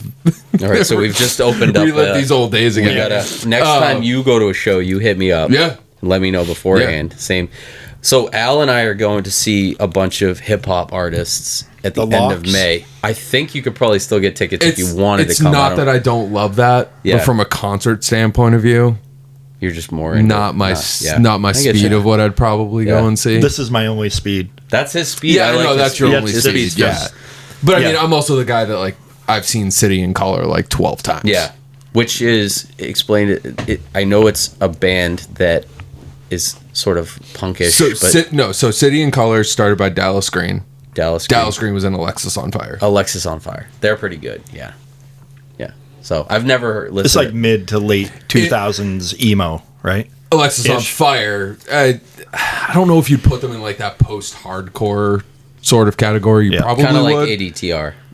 Yeah, I would argue almost considerably harder. Yeah. A Day to Remember, but All I can picture is bangs. yeah, but But City and Colors Covering the one eye. City and Colors more like acoustic, folky. Not really folky, but like more on the acoustic side of the spectrum. Is it just a one man? No, so he has his band. Okay. But the band can cycle, so it's like we've seen him multiple times where it's been we've seen like full acoustic shows. Yep. Where it's been mostly just him. Yeah. But I've also gone, so with John, we saw him in Boston at the Orpheum Theater. Yep. Full band. Lucy Rose opened up for him. Yeah. And she was phenomenal. And he just had his full band, and it was that show. I think that was back in 2013, 2014, was probably one of the best times I've seen him. And I think that might have been the second time I think I've gone and seen him. But we've seen him at random venues throughout Massachusetts. The last one we went to go see was in 2021, night before we left to go to Austin for the F1 race. Right. And it was in like a really intimate, small theater setting, some little town out in Western Mass. Couldn't have been more than probably 200-300 people. Yep. In the stadium. We were like 3 or 4 rows up. Yeah. And it was just like the perfect setting to listen to that kind of music. That's literally what I do, dude. I go to Middle East Upstairs, Sinclair, Paradise Rock Club. I've never been to Middle East. What's the place in Worcester? The Palladium. Yeah. I go to all these shows. Most of the time, my favorite shows, like I've seen Social Distortion, I've seen Bad Religion, I've seen, Jesus Christ, dude. There was one year, I think it was 2024, me and Kim and myself, just by myself, I went to Boston or somewhere in Mass or New Hampshire or Maine, 30 different freaking shows. But it's like, if a band comes around that I like, I'm like, fuck it. You live once, you go see it, you have a great time. But the best shows, like you said, sometimes are where it's like one of the band members has his own sort of acoustic or like side solo project. Like Hot Water Music, Chuck Reagan. He played, I've seen him at the Hampton Ballroom Casino a million times. Always good, but he brings like a whole group of other musicians, which is not your standard. Like he's got like a cello and like just, I don't know, dude. Like you guys know because I send you music at 2 a.m. So I hope you listen to that shit. And you're gonna miss that when I'm dead. But you're gonna be like, man, I wish Dan could send me that music. What are you up to, man? Mine's not exciting. I'm just in the post-COVID hell that is the New Hampshire housing market right now. Yes. Oh, that's so. Let's move on to that. tough out there. How's your week, It's Ben? How's fucking your tough week out there, man. dude? Do you need to come to a shitty show with me in Boston right now? Ooh, we had an offer accepted on a house. I did know that. Yeah. Which then, 24 hours after the guy accepting the offer, then decided he wanted to try to renegotiate, which ultimately ended up with us telling him to go fuck himself and rescinding our offer. Okay. House is still active, which does nothing but warm my soul. Because I really hope that bitch is still on the market. Did you guys come in over or right at asking? No, the house needed work. It was over at, like, he was asking too much. Okay. Based on comps and whatnot. So lowballed the shit out of it. And then ultimately came to a middle ground. Yeah. But at that point, rescinded it. So offer out on another house right now. Over asking. Because it's solid. Doesn't have a garage, but just gives me the opportunity to. Is that the one with the Build dirt my driveway? Oh, I did hear about this. Yeah, that's the one with the dirt driveway. Kim told which me we were about this. which we were So- talking about, the crushed recycled I'm asphalt surprised for you the didn't driveway. reach out about the garage build because I can tell you need to build a 60 by 60 commercial. No, if Dan could do it all over again, it'd be an 80 by 80. Yeah. No, it'd be a 60 by 100. All right. Either. Yeah, I'm looking at more like a 24 by 24. That's pretty good. I mean, that's 2 solid cars right in there. But yeah, no. So that's out there. Do you think is that where you're? So you guys like the house enough where you're gonna buy a house that doesn't have a garage? It was that good. Really? Wow. It was that good Okay. that I would be okay with, even if it was a year or two without a garage. I would survive. Yeah. Because, I mean, realistically, I mean, I don't have the GLI and the Tiguan. You have two cars. I'd get over it. 2 cars right now. That's it. Well, right?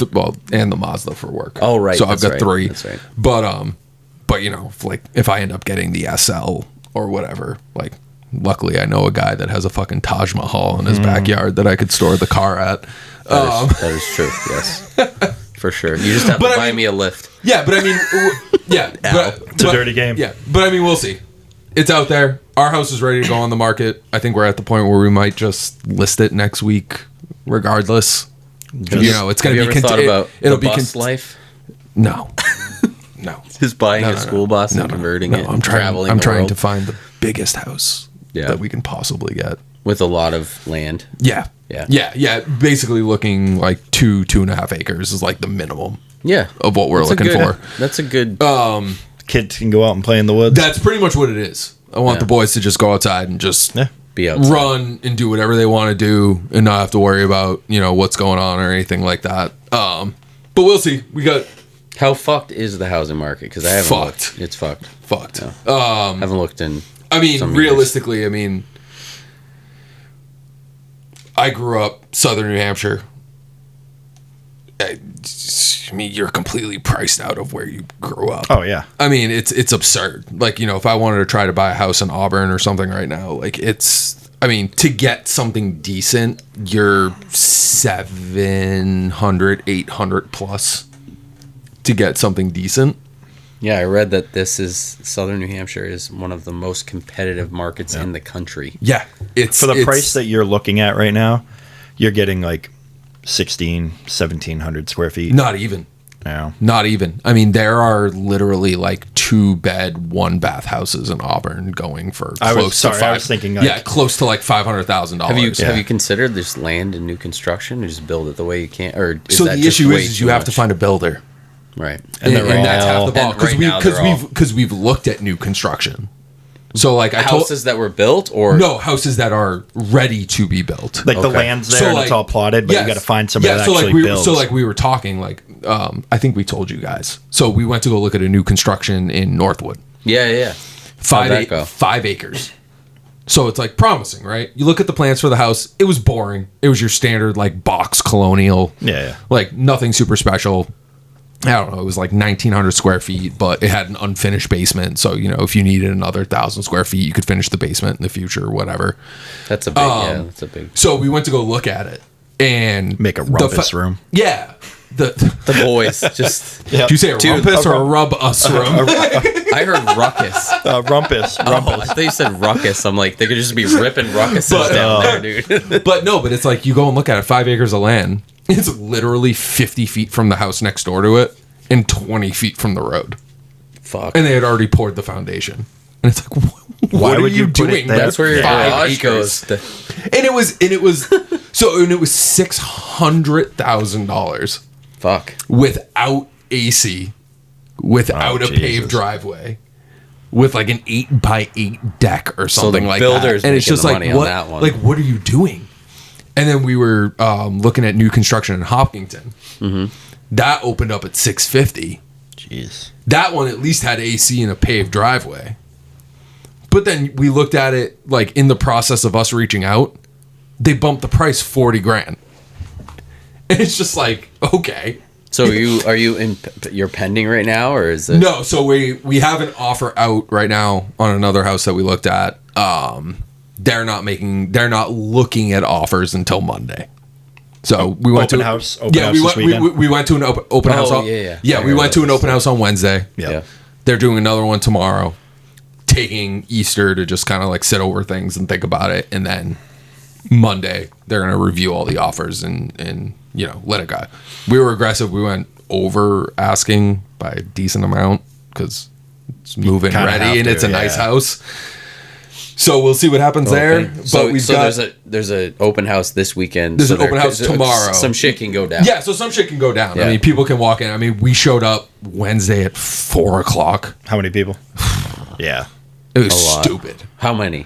12 different couples, I think, or something. But there's going to be people that be like, all right, we'll offer them. Well, that's the thing. Like asking, and they're going to hope. Exactly. People would be like, we'll offer asking. And then we we went and did junk over asking. Should have like threw a stink bomb or something.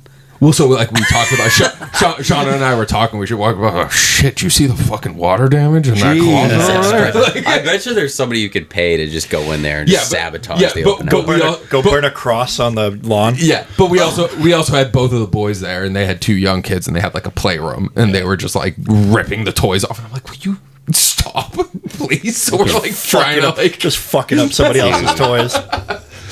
So there was that, but I mean, I don't know. We're going to look at like 4 houses tomorrow or something like that. Cool. A couple in Concord. What one did in Buttle. AJ say about the garage? I know you talked to him. Yeah, so he let me know what his all-in was. He had a few.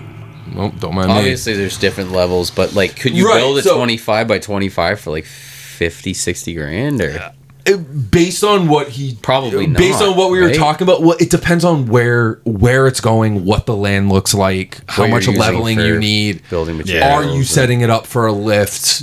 You know, how tall do you want the ceilings? You know, this, that, and the other. But like for me, like, do I need a 2-post lift? Probably not. Could I get one of those portable lifts? The storage lifts would be great for him. Yeah, but it still has to be a little high though. Or you do a max jack. But yeah, because I mean, realistically, for me, like I'm not like you guys. What am I gonna do? I'm gonna want to throw a set of coilovers in a car, or like do something like that. Or, and you're gonna show up at our house with a case of beer and a pizza. Well, Hoso has the storage lift, and he's like, I do stuff on it. Yeah. No, and I've been there when he had that. Yeah. I don't know if he still has it. Yeah, dude. Speaking of that, also, if you're listening, I texted you the other day and you didn't answer. But no, when he had the old Volvo. Yep. Hey, he had it up on the lift and like he was working on it and stuff like that. That's a great setup. Yeah. The only thing I don't like about a setup like that is that the wheels are on the ground. Yeah. So it's like the price on those has jacked. Dude, yeah. So I was looking on Facebook Marketplace for a while. They're like $3,500 minimum now. Remember when they used to be like $1,500? Yeah. Well, my lift, I paid, I don't know, $24, $25 installed. It was like $1,800. Now it's going to cost like $25 just for the lift. Yeah. Dude, I paid for the 2 black Weavers. You got the big boys. Well, when I first moved in, right, and I converted the garage that was attached, I paid $3,000 for both lifts. Fast forward, that was 21 or 2020, somewhere in there. Okay, yeah. Right? Fast forward to last October, I paid $8,500. Jesus, that's not a little bit. They're ALI certified 10,000 pounds, and they're made by the Dover company who makes rotary. They're not the same lifts you have in the... Exactly the same. Oh, wow. Those are the good ones that you can get for the best price. Yep. I will tell anybody those are the best lifts for the money. Yeah. But because I use those almost identical lifts all day, every day at work, and no one takes care of them. I mean, Dennis goes in every couple of years and like does a little tune up here and there, but dude, like the price of everything sucks right now. It's fucked. When the fuck did we buy our house? 21. We bought our house. So we've been there for pretty much exactly 5 years. We paid... Oh, shit. You guys have been there that long? Really? Yeah. Wow. Yeah. I mean, we paid $330. And, like, granted, we've done a bunch of work. Like, we gutted the kitchen. We did that whole playroom downstairs, added a bathroom, the mini splits. Like, we've done a ton of work to the house. But, I mean, it's going to sell for, like, $500 plus. Yeah. Which is insane. I would never pay $500,000+ for my house. Well, I mean, you guys are in a major city. Yeah. Well, that's in the thing. A nice neighborhood. Yeah, Concord's up and coming. Yeah, and, like, everybody wants to live there. Like, our neighbor, the old couple that lives next to us, I mean, she came over the other day and she was like, I've got someone that, like, might be interested. They're looking, for a house in Concord. Everything they're offering on is getting sold because people are going over asking, like, blah, blah, blah. So it's like, great. I would love to just be like, hey, here are the pictures of the house. Just, do they want it? Like, let's just wrap this up and get it done. Yeah. Like, I don't want a bunch of random people running through my house on an open house anyway. Other kids playing with your kids' toys. Go for it. Take them. Take them. I got too many. Between last weekend with Logan's birthday, the amount of Hot Wheels. Yeah, when are we gonna have a shared racetracks. birthday? Because I also like Hot Wheels and racetracks. Dude, you guys can have a I shared did birthday nothing whenever you for want. my birthday, so next year maybe. I mean, we had a great. It was fun. What'd I you don't guys want do? to downplay it. It was a lot of fun. I had We, no fun on my birthday. there's this. Is that what happens when you turn Yeah. 38? Well, hold Wait on. till- Hold wait on. till you turn I think I got 48. one Yeah. birthday wish. It You're- was like, go fuck yourself. Yeah, your age is gonna show real quick. I mean, we went to some like gymnastics place, some bow. Oh shit, I would have gone. Yeah, so we had it was small. It was just like some of the kids from daycare, like a couple of my friends that have kids and stuff like that. Like it wasn't a big deal, like no family, anything like that. Like obviously, like my parents and my in-laws were there and stuff like that. But you know, it's like we went to go pick up pizzas, which also, speaking of the price of things, $250 in fucking pizza. What? Crazy. Yeah. $250 in pizza? Yeah. Was that 4 square acres? No, not in What is today's it? money. What is it, like 10 pizzas? Yeah. Yeah. Yeah. Sal's. Yeah. But that's- Wait, yeah, wait, yeah. wait. So let's talk about currency right now. $250 in pizza in 2000, the year 2000. Dude, you could have bought a Domino franchise for $250. you literally Oh my god. $250 in pizza in 2001 was like Jesus. But Oh, no, yeah. but I mean, Yeah, $9.99 for cheese pizza. yeah, but I mean, they had like foam pits, big, Sick. blow up slides and stuff like that. I got punched in the eye by a 6-year-old. Deserved it. It was just. I got vinyl burn on my ankle from going down the slide. My back hurt the next day. Oh it was my God, great. Jesus. But no, it was a lot of fun. But That's but cool. How old is Logan now? 3. Holy fuck, dude. Remember when he said he wasn't going to have kids? Yeah. I remember him and Shauna were both like, yeah, I don't know. Yeah. Kids. And then boom. Yep. It was No, like he's 2 he's boys. Yeah. Like of all he's of all challenges. he's 3 and Cole's gonna be 2 in July. That's nuts, dude. So I was we're hoping to share a birthday with him. I know we were close. We were Yeah. close. Cole almost, because you have the same birthday as my grandfather. 27th. Yeah. So we were hoping that Logan was going to be born on the 27th because unfortunately my grandfather passed a couple days prior to. But we were like, oh, that would be awesome if he shared a birthday with like my grandfather, with you. Like that would be Yeah. a lot of fun. But he was the day after. Yeah. And then Cole's just that random guy that was in July. But July. but he still shares a birthday with one of Shonda's cousins. What's his Which is what's funny. the date? 19th. Okay. Nice. My sister's birthday is 6/6, and she's like a real hellion. And I always thought that was funny. I was like, yeah, that makes sense. Yeah, it all tracks now. Yeah. No, and by the way, people did wish me a happy birthday, and I thank you for the people who did. I think it was mostly Facebook. I don't really go on Facebook a whole lot. Just Whoa. I texted you. Mike did text me. Al, I did not get a text. from him. I said it in the other chat, and I I don't was go like- in that group I chat. know. Kim's I like, can't keep up with that group chat. I know. Kim's like, I'll let him know. I know, she told me. I don't remember these things. Shauna's the holder of all dates. Mike did text She's me got personally, she's got though. all these birthdays. I just knew your birthday was the 27th because it was my grandfather's birthday. you, sir. And obviously Appreciate day it. before Logan. So Al, like, fuck you. that was that, kidding. that- I was at Loon all day. That's why Oh yeah. You didn't ski. I didn't. How was the weekend? I it didn't even was ask you. it was kind of cold, but I didn't ski, so Did they have they good got up skiing conditions? eh, Or? it was icy in the morning. Yeah. So they got up at 7, and then she's like, "We're only going to ski for like 2 or 3 hours, and then we're going to hit the whatever Babes, whatever the bar is." So she. I saw some of her Instagrams or whatever. It looked Yeah. fun, like the 80s Yeah. day or whatever. Oh yeah, some people were just dressed perfectly. Yeah. And some of the outfits, somebody had a twisted tee, like onesie snowsuit on. Oh my god. It was crazy. But yeah, I would have gone that weekend because I wanted to do something for my birthday, but Yeah. then I started making so much momentum with the Yeah, rabbit yeah. that I was like, I don't even care at this point. I'm like, you know what? My birthday is not that important when it comes to like. And then Kim was sick. She's been sick for like 12 yeah. days. She's starting to feel better now, which is good because I was like, I might just kill her. I was thinking about just killing her. I mean, we're also at the age where birthday. I'm like, unless it's a milestone, like yeah, the next Well, I one. would've I mean, liked shit. to- Like when I turned 35, I was like, it's not a big deal. Well, like, dude, what the but, hell's like, 35. You know, like on my birthday, I just want to hang out with you guys and Yeah. like hang out. Like I would have loved to go like bowling. So next year, let's do like a Let's go bowling, bowling. Yeah. with Logan, and we'll do like a big group of us and stuff but like I said, Kim wasn't feeling good, and also I was like, you know what, I'm steady on this rabbit, so I'm just gonna, and I like work. I realized that I like working on cars.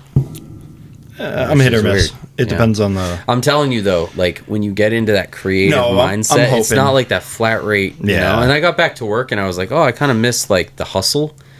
But like if you ask any good mechanic who's also an enthusiast, I feel like there's two sides, you know. You're like, oh, I don't want to work on my own car because I did it all day. But then when you go out there, if you can get your brain going, it's a little different. You know what I mean? And that is like really something hard to harness. You got to get. You got to get there. out there. You got to get there, and you got to like. You really got to work at it. And when I had a whole week off, I was like, I woke up every day, drank coffee. I didn't even drink all week. I didn't, I didn't have any real crazy fun or anything. I was like, this is really cool. Like I'm building something that no one else is building. I'm gonna do it how I want to do it, but I want to do it the right way, Yeah. So moral of the story: Al's Mark II is real, and he might get it back. There's people at work that don't think it's real because they've never seen it. Yeah, I've never seen it. Dan was in his own creative mind for a week. Yeah, it was cool. And I've been in my own hell. Were you working all week as well? I was working all week, which was also hell. Do you think it would be better if you had two girls? Like, would it be easier, you think? At this time and point? Probably. Yes. I would say yes. But you wouldn't trade it. In 10 years, I would probably have a completely different perspective on it. Yeah. And I wouldn't trade it. I mean, they're wild. In 10 years, that's interesting because when they're teenagers, you just got to keep them on a leash. Yeah. With girls, you're always like worried, right? Like, Al, you would know, right? I don't know. I'm built a little different. I mean, Lainey is also the best kid in the entire world. Great, like 26. Did she ever did she ever have a house party or anything? No. Really? No. She just chill? Oh shit. No, she I had house parties all the time. Me too. No. She I had to move out when I was 17. She's stayed over a friend's house and like hid her phone in the bush. Oh, nice. And then like went to a party for the night. Like, smart. Yeah. But like we caught her the first time, but we didn't like call her out on it, but she came home. How old was she? 16, 17. So she wasn't driving, so she might have been probably 14 or 15. Yeah. Did you guys like ever? How did you feel about like the whole party situation with like? Did you think it was okay to go to parties or was it like? I mean, can we knock our kids for the same shit that we did? Exactly. That's what I mean. Well, Al of all people. Well, that's the thing. We knew she wasn't home. And shit. We knew she wasn't there, and we're like, hey, we're picking you up. And she had to like rush back to her friend's house, and then we picked her up, and we knew she was hungover, so we just made her life a living hell for the rest of the day, but didn't call her out on it. You didn't? No. You just fuck with her? Yeah, just wouldn't let her brilliant sleep. Parenting. Wouldn't let her sleep. But then she knew, she must have known that we knew. So the second time she hit her phone, her friend wasn't even home. She just said she was staying over there and put her phone in the bush for the night. Yeah. Because we could track it. Yeah. That time we didn't know. No, Did she know you could track it? Yeah. Because it's Find My iPhone. Well, obviously. And she was on Lara's account, so Lara could just be like, oh, there she is. Yeah, I mean, I would have parties at my parents' house when they would go on vacation, and I would think that I was, super sly. Like, the house was cleaned. Like, I'd wash the floors after. I'd make sure everybody took their shoes off. Like, whatever it may be. Like, obviously, shut my parents' bedroom door. Make sure nobody slept in there, whatever. Nobody's humping in your parents' bed. Yeah. Ooh, that's rough. Yeah, but then it's like, then you wouldn't realize that there's, like, the bag of trash with, like, 12 30 racks. All the cans. All the cans just sitting in the garage, and they'd go and throw out the trash. It was just like, why is this trash bag weigh 3 pounds and is clanking down the... Why is there 360 cans? I mean, stupid me didn't realize that, like, my parents have great neighbors. All great people. And, they were like, hey, there's like 20 cars out in front I didn't of the house. know, but they were watching. Oh, and they were telling my parents that hey, there's 15 cars at your house or whatever like that. But hey, we were smart. Nobody drove. Yeah. Everybody stayed. Everybody slept. So that's trust. That'll be the same with my boys. They're gonna do stupid shit. Yeah, I know. Make sure of it. especially brothers that close Oh in yeah, age. yeah. They're 15 months apart. Yeah. They're gonna do insane shit when they get a little bit older. But you know what? It's gonna be the same way. Yeah. Do them a favor though. Get them in, like, you know, we talk about the car addiction. It sucks because it's expensive. Yeah. No, We're I all didn't have fucking enough fin- money to do drugs, even if I wanted to. I dump stupid Exactly. money into my cars. Exactly. I used to hang out with these kids that had all the money. Like, I was not like my parents. My mom worked really hard. My Yep. dad, he worked hard too before he had like some problems. But I hung out with these kids who were like, their parents kind of bought them everything, and they were all right. They were cool sometimes, but then they got into like the drugs and stuff like that, and you could see like you do not appreciate what you have. Yeah. And I used to hang out with these kids. I thought they were cool. Half of them either became drug addicts or they died or they went to prison in high school. Yeah. And I'm No. like, dude, like, The one thing I'm going to instill in my boys is the same thing my dad did with me. He was like, listen, you do what you're going to do, but when you fuck up, you're going to know. And that was all I needed to hear. That was all I needed to hear. your dad saying that. All I needed to hear. I pushed whatever boundary I could, Yeah. just not to that quite point of completely fucking up. Dude, what's crazy is like Al grew up in like a completely different time. We were pretty close, but Al, not to like No, age no. you, but like, Yeah. I mean, We're shit, about 10 shit years was apart. way different, dude. Al Shit fought was- in the Civil War. Did you win? I did. I was on the right side. No, but seriously, like, I think back to like, dude, I don't know. I mean, like, I feel like there's huge differences between generations Oh, yeah. that like, Yeah, I mean, it was a different time too. I mean, those of us that grew up in the '90s and stuff like that, and you know, when you got into, I mean, I shouldn't say, I mean, you grew up in the '90s, but then when you got into your stages, you were in the early 2000s. Yep. You know, whatever it may be. My early stages was the 90s. Yeah, and I mean, it's a totally different world. yeah.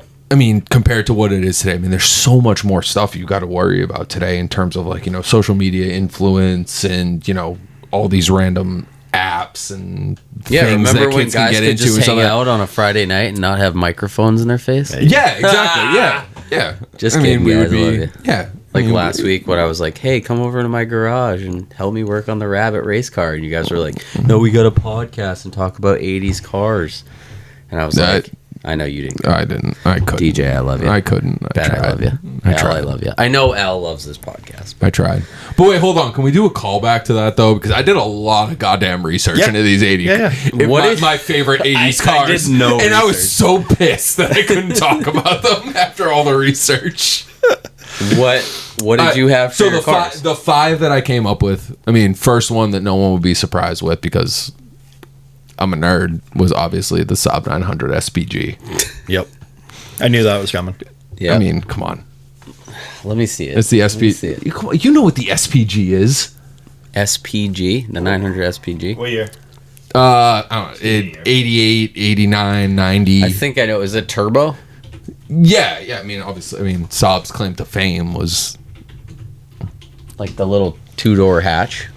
no. So the SPG had like the special Yeah, body that's kit. the You one. could have had the louvers on like Yeah, the rear windows yeah, and stuff yep. like that. That was a cool-looking car. I'd like to see those wheels 3-piece converted. People Ooh. have done Yeah, it. I'm sure they have. People have done it. But yeah, Those are really expensive now yes. for like ship boxes. Yeah. They're not shit boxes. No, They're, no, no. They're I not. mean, They're not. I not mean- shit They're I mean- boxes. fine automobiles. No. What I mean is like on Facebook Marketplace, these pop up because I Yeah. like them. And I had a coworker who also had Saabs and he loved Saabs. Yeah. And I was like, "What's wrong with Yeah. you? You might No, I like mean, my friend Mike." yeah. Who And hurt you? Huh? Who hurt you?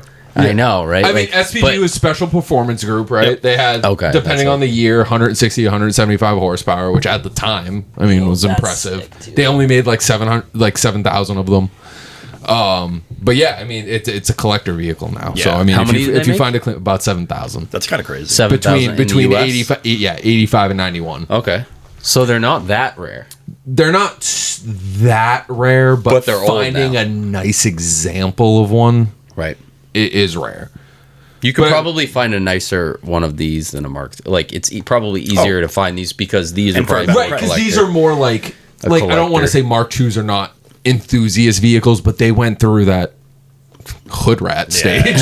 Like, nothing got the hood rat stage more than the Mark IV. yeah, exactly. Yeah. I mean, Mark IV maybe the Mark V. They made so many of those. But I mean, there's a hood rat stage to those. But I mean, I had like the AMG Hammer. Yep. What was that? So it was a basically it started off as a W124 E-Class. Okay. And what was then that? AMG got a hold of it, and they put an S-Class V8 in it. It's, depending on the year, it was either a 5.6 or a 6-liter. You gotta get that keyboard closer. Like 300. Like dude. Yeah. So they only made, there's not an exact number from what I was doing for my research, but like only like 30 to 54 of like real AMG Hammers were produced. That's a sick car. They were like 60K or so new, but I mean now, if you find a clean that's a Hammer, lot. you're talking hundreds of thousands of dollars for clean AMG What was Hammers. what was the difference between this and like a regular AMG sedan? Or was this? AMG. So this was like like more when AMG was it was more than just Super a badge. special. Yep. It was Yep. like an AMG true like engineered. Yeah, I guess they've kind of got vehicle. watered down with the AMG stuff now. Well, yeah, It's because like, now it's almost like Volkswagen with the R line. Yeah, Yeah. it's you can get an AMG package on your Right. GLE 350 the or your R used to GLB mean 250. something, Yeah. right? Yeah. Like, Same thing with the Audi's S line. S Yeah. line. Yeah, the S. Yeah, and then I had like your typical E34 M5s. right. I mean, how could you not love an E34 M5? I mean, that's Yeah, just, dude. I mean, you can't yeah. you can't go wrong. But I mean, the other two that I had, it was more like kind of like 80s racing legends. I mean, the Lancia Delta Integrale. Oh yeah, I sent you guys one. That's a fucking that's a Al, do you great remember that? vehicle. The little, yeah. Was Yeah, it yeah, 50 grand? Was it 50 grand? Yeah, it was already right around there. 50,000. There's one locally for sale. Yeah, I mean they weren't really rare. I mean, they made like 44,000 of them. But they Beautiful car. did make special edition ones that creeped into the 90s. So like Al, the yellow one, the 1992 that's on the screen right now. So like that, like some of those special edition models now today will bring north of like $200,000. Yeah. I would love to just drive one and Yeah. see how terrible they are. Yeah, I mean it was like, but it was like nothing. It was a 2-liter, 16-valve. 4-cylinder with like 200 horsepower. It's like your typical, a jacked like up Mark modern II. day. Yeah, exactly. It's your typical modern day hot hatch. But that was an all-wheel drive turbo. Yep. 16 Yeah. valve, yeah. And then the last one I had was a Ford Sierra Cosworth. Yep. Or, Definitely. Yeah, that was another one. Also, fun fact: most stolen car in the UK. So it's interesting. I was listening to something recently. They were like, "Why didn't they Big build? Why didn't they build these here?" Well, so we kind of got them. We did? So it was the Mercer Yep. X4R. How many did they build of X4R those, though? TI or whatever the hell it was called. It's a cool car. Yeah, XR4 TI. Oh yeah. So like No big wang, but Yeah, that's basically if it. I'm not going to claim I did research on the Mercer XR4 TI, but I mean, it was basically kind of like a watered down version of what they got in Europe. Ooh, but I mean, look at the wheels. right? But I mean, it's the same thing. I mean, it's going back. So like, one of like my weird obsessions is like people that do like the builds of like the old like British touring cars. Yep. So like take like a mid '90s Volvo 850, and just you're tucking rim on, a set of OZs or something like that with like the wide body kit with a 5-cylinder, stuff like that. Like that era of vehicle, like the Alpha 155, E36 3 Series in that group and stuff like that. Like I would love to build like a period or a British touring car, almost a replica. Would you Of do one a of those livery, vehicles. or is that too Well, over the that's top? kind of like the whole point. Is like you do kind of like the whole.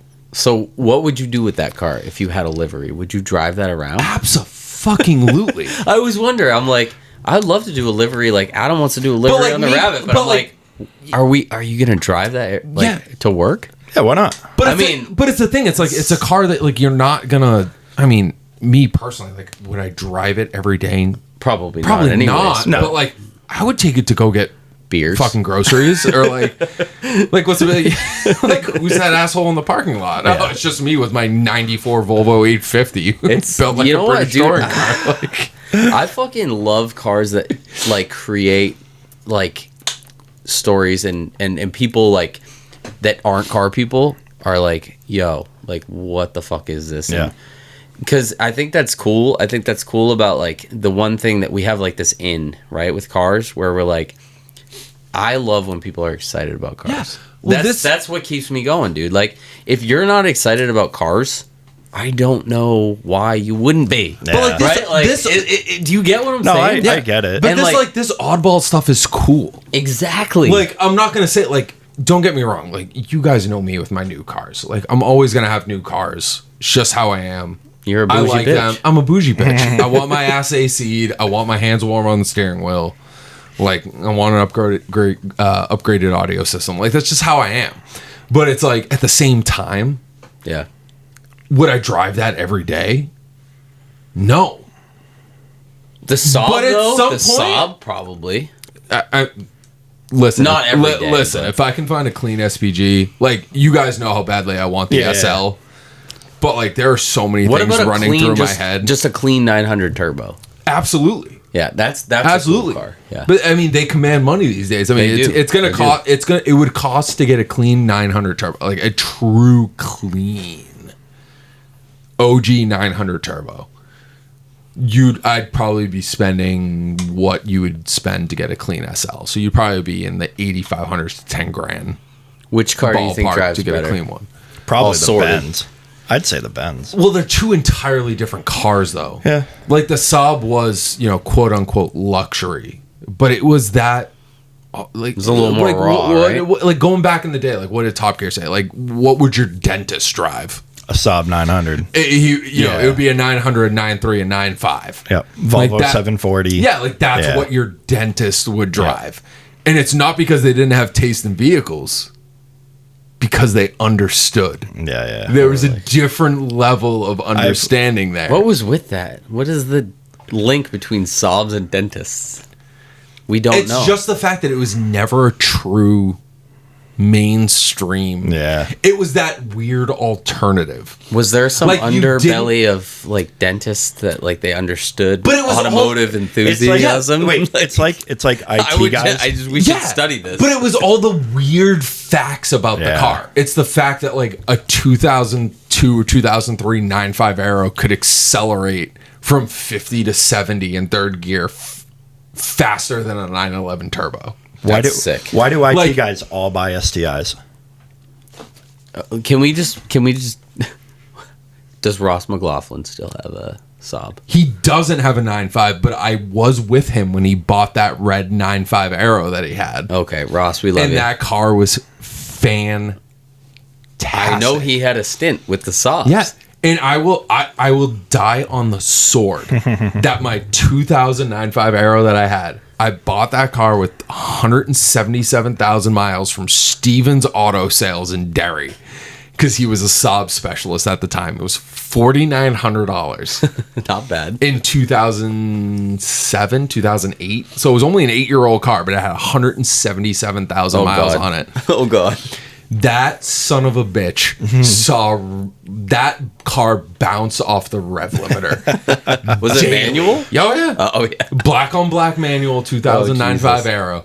That thing bounced off the rev limiter daily. Oh It had all like your typical at the time Saab mods. It had a forged 007 diverter. It had a genuine Saab intake. There was a company out of Hampstead or Sandown, New Hampshire that were Saab specialists. Full stainless catback because the factory catback rotted out. At the time, $325. Dropped it Not off bad. there. They installed the catback on it. That thing was religiously serviced at Tracy Banks, RIP. Tracy Banks Saab in Concord.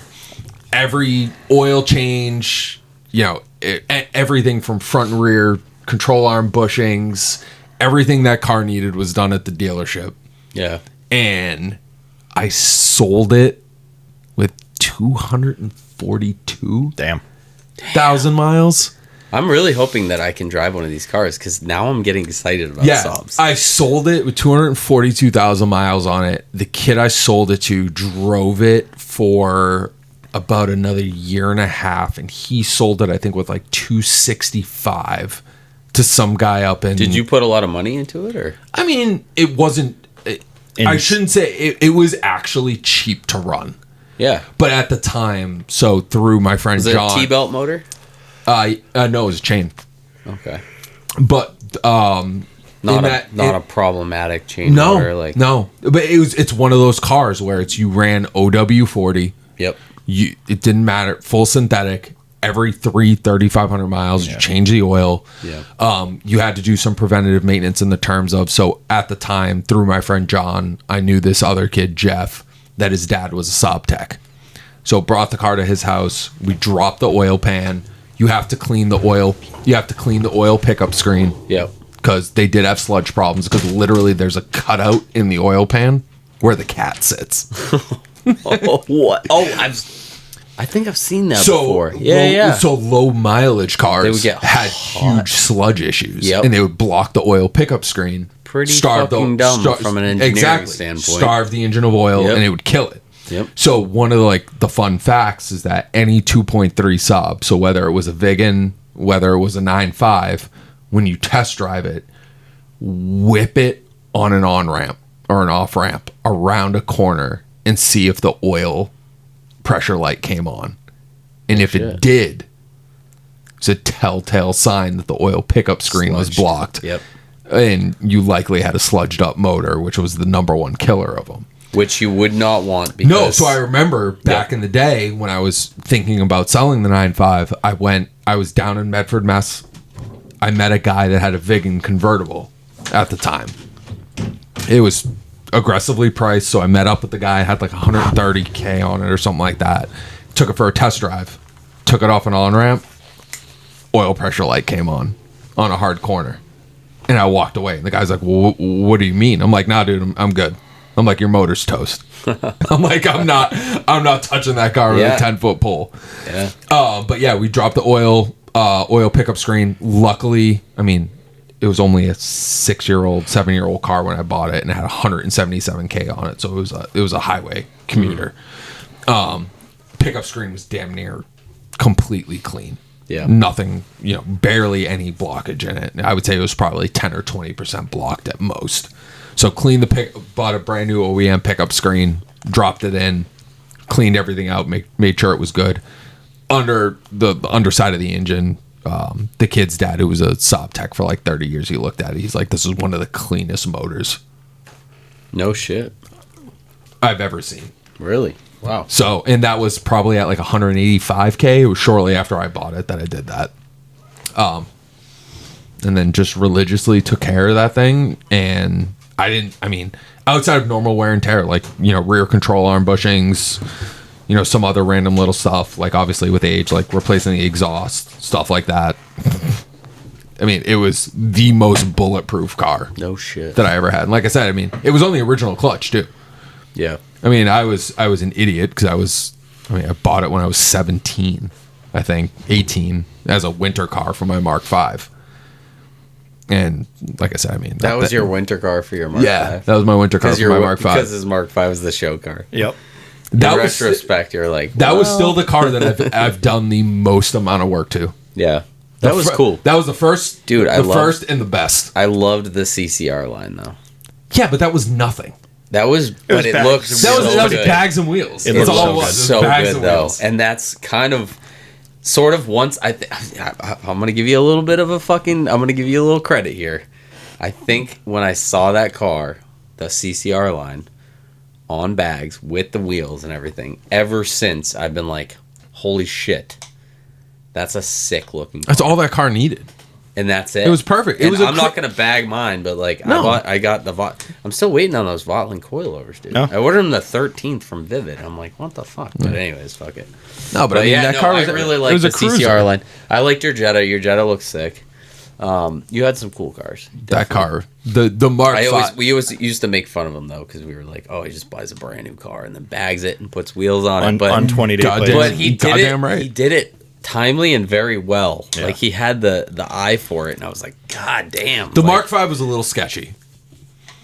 Mark V, because that was the truth comes all out. the work of the car itself. Like, Yeah. so if I focus on the bodywork, Yeah. bodywork of the car was done impeccably. So back in the day, I haven't talked to Seth in years, but Seth Jubinville had a root beer Mark III RS, basically full show car, and he was working at this body shop down in Mass, and like he gave me like obscene deals because it was side work for him. Yep. So like I remember like when he shaved my bumper and stuff like that, I think I paid like $350 or something like that for him to shave my bumper and crazy. widen my front fenders and repaint the whole front end of the car. Jesus. You couldn't find somebody to do that. And then over the winter, when I had the rear arches widened, an inch and a half. I mean, he matched the body lines, stretched the bumpers so everything fit perfectly, painted the entire car outside of the roof, hood, and trunk. Yeah, it's like my Golf R. $1,100. Jesus. And did my brakes for me. Because he had the car the entire winter. So I bought, because the car had like, I don't know when I did that. I think the car had like 36,000 miles on it or something like that. So I dropped the brakes off, did the brakes for me, all that stuff. I mean, you couldn't argue. Like I remember, because how I met him was he was working basically out of DTM. Oh, okay. At the time. He set up literally just a paint booth out of drop cloths, essentially, in like the bay at DTM. And when I bought the GLI side skirts, the GLI rear, and the Edition 30 front end, or the Edition 30 front lip, he sanded it all down smooth to get rid of the texture, painted them body color, did the cutout of the rear texture in the rear bumper that I wanted, and everything like that. And that's how I got hooked up with him. And then when he started working at the body shop, he was like, yeah, dude, he's like, just drop it off. He's like, I'll take care of all this stuff. Yeah. So like, I won't say I spent buku dollars on that car because I didn't. Yeah, but the the work was top notch. But I mean, that was the most work that's ever gone into a car. I mean, that was when Airlift first started doing air for those cars. I mean, you had to. What'd you have for management? V1? V1. Yeah, I was going to say, that was early. It was V1, and you had to cut the rear spring perch off the rear frame of the car. You had to cut the spring perch off to put the mount on it. You had to drill out the bottom of the rear control arm to get the bag to fit. Yep. Bags never fit right. Mike, think wasn't I this a replaced like CPO 6 or car 7. at some point? No, not that one. No, not that one. No, that one I sold. There was that one I sold the as CC, is. the There CC was- and the EOS. Oh, was it No, the the CC? Mark 6 GLI was CPO'd. Yeah, he snuck But I that knew one who through. bought it. With I the knew, frame notch. Yeah, but I knew who bought it. Oh, really? Yeah, it was a kid that had followed me on Instagram, so I told him that the car was going back to stock. Would and you he be ended upset up coming up to the dealership and buying it after it was back to stock. as a regular person, though? You're like, wait, my mechanic said there's a big notch in my frame. Yeah, the rest of and then, listen, and then he literally Googles it, figures out that there was some stance. Listen, the rest of them were legit. Yeah, We figured it out after I traded Legit. in the CC and the EOS. The engines got pulled. The frame rails got refinished. We never got to do an air ride setup for Mike. No, right? I haven't done an air ride setup since the CC. No, you and I trunk were setup. We were doing a lot of them. Yeah. We got better and better and better and better. Every one I did, I got better at. Yeah, Yeah, because we killed some. You did the We were very wiring for pretty much. You redid the wiring in my Mark V. I did some bullies. Yep, you did the wiring in my Mark 6 and the CC. Yep. The EOS. Your EOS Yeah, is you terrible. did the Al. EOS, Yeah, when we swapped everything from the CC. and then Al's EOS is bad right now, dude. I looked at the wiring when we did the roof. I was like, Jesus, man. Who did that wiring? What do you mean? What wiring? The air ride. I mean, I did. Well, no. The problem that was in your. Oh, God. That was the way problem back. is I did that. I did that right after I did my Golf R. Okay. But the Golf R I redid 3 or 4 times. Okay. All right. So the EOS technically, Hopefully you didn't get that quality. besides like the trunk setup being changed, the wiring's just been there. Yeah. And I No, haven't we were done it. aces. The only issue I had was that I remember Dust Off 2012 when I had the GLI. Volkswagen had brought whatever, I don't know if it was Speedcraft or whatever it was, had a brand new white GLI parked in the infield at what was the original Seekonk. Yep. And I remember I parked the Mark 5 or the Mark 6 back to back with the GLI that they had parked there because it was white, and I had mine aired down. And then I went to go, and we just left it there for like half the show, and then I went back to drive away. I went back to go drive away, and the entire management was dead. And I was like, "Fuck!" It ended up just being one of the relays or something like that killed it. And luckily, one of his name was Brian. I can't think of his last name. I think his Instagram tag at the time was Air by BJ. Yeah. Yep. down in Connecticut. Still friends with him. Yep. Yeah. Me too. Yep. But he ended up having an extra relay or something like that, and we got it up and running, and it was good. And it was a stupid issue. Yeah. Well, me and Al did like some crazy. We did like some really good.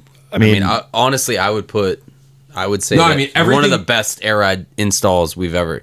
Melissa's was really good. Was sick. Hidden compressors Yep. with the factory subwoofer in the Golf R. Yep. Her S4.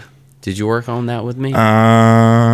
Shit, I don't think I did. A lot of Wheel Lab stuff. But then we did the hard lines for. I think it was the car that. There was a Golf R. Oh, was it Melissa's Golf R? Melissa's Golf R. We did hard lines. Yeah. I did Zach. Jimmy's Mark IV that came out sick. Yep. Jimmy's Mark IV. I did Zach Temple's S4. Yep. That I did like a weird floating tank bolted to the deck lid, but ran the lines down so it had hard lines. I forget that kid. Do you help me with Kim's car? Or Jetta? No. That was the deck lid mounted. Yeah. I like that because you can still use the But that trunk. was the whole thing. Yeah. Besides like the hard lines taking up some of the room, he still had a lot of trunk space. Yeah, so. dude. Yeah. Like literally nowadays, I'm like, if we're gonna do an air ride install, like, don't come with me with the show car shit unless your car is a show car. Yeah. You No, know? I mean, I remember like my Mark V was just messy as hell. It was just like a fucking MDF floor, the tank bolted to it. Some boys was like that. Yeah, I had my kicker subwoofer in the trunk, and it was just there. It's Yeah. like, cool, you open the trunk and there was a tank. And then the Mark 6 GLI was like, you built the floor, but the tank was like sunken down, so you only saw the top half of the that was tank cool. with everything hidden. Yep. Yeah. And the CC, nothing. Just clean. Everything was completely Yeah. hidden I like a combo. underneath the floor. I like to see a little bit of the air ride, but it looks factory. Yeah. Kind of like color match, tank, whatever. The CC was the best setup that I had, because I remember John Williamson down in New Jersey that had the bag Tiguan on HREs. Okay. He had the Golf R, he yeah. had the VW door. Yeah, VW Yeah, door. yeah. He was selling his bag yards. Yep. So I remember like back in Those the day. were good. Those were Bilstein They were bodies, Bilstein, right? reval Bilstein. Yep. So I remember when he was selling his front struts, I was like, John, Let's go. those are mine. So I bought the backyard. I got those, right? Yeah, you bought them. You bought them when I pulled them off the CC. They're still in the basement, but one sprung a leak, and I couldn't. I was going to reseal it, and I couldn't get the Allens out the top. One of them started to strip, and then I was afraid that the other ones were going to break.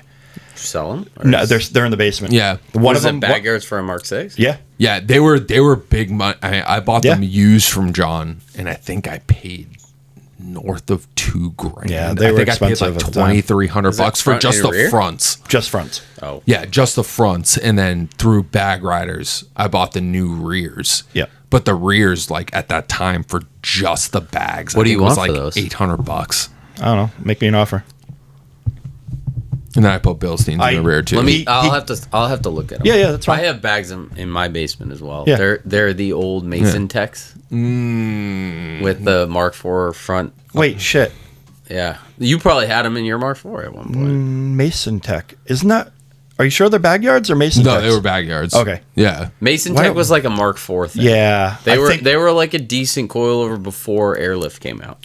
You're right. I had Yeah. Mason And Techs they in had, my 337. And they had like the weird strut mount that would spin. Yeah. You know, Yeah. like it wasn't like that. It all you st- it didn't all have to still- drill your strut tower. Yeah. which is It cool. all still lives though, which is fun. 'Cause, I forgot that you still had the front bags. Yeah.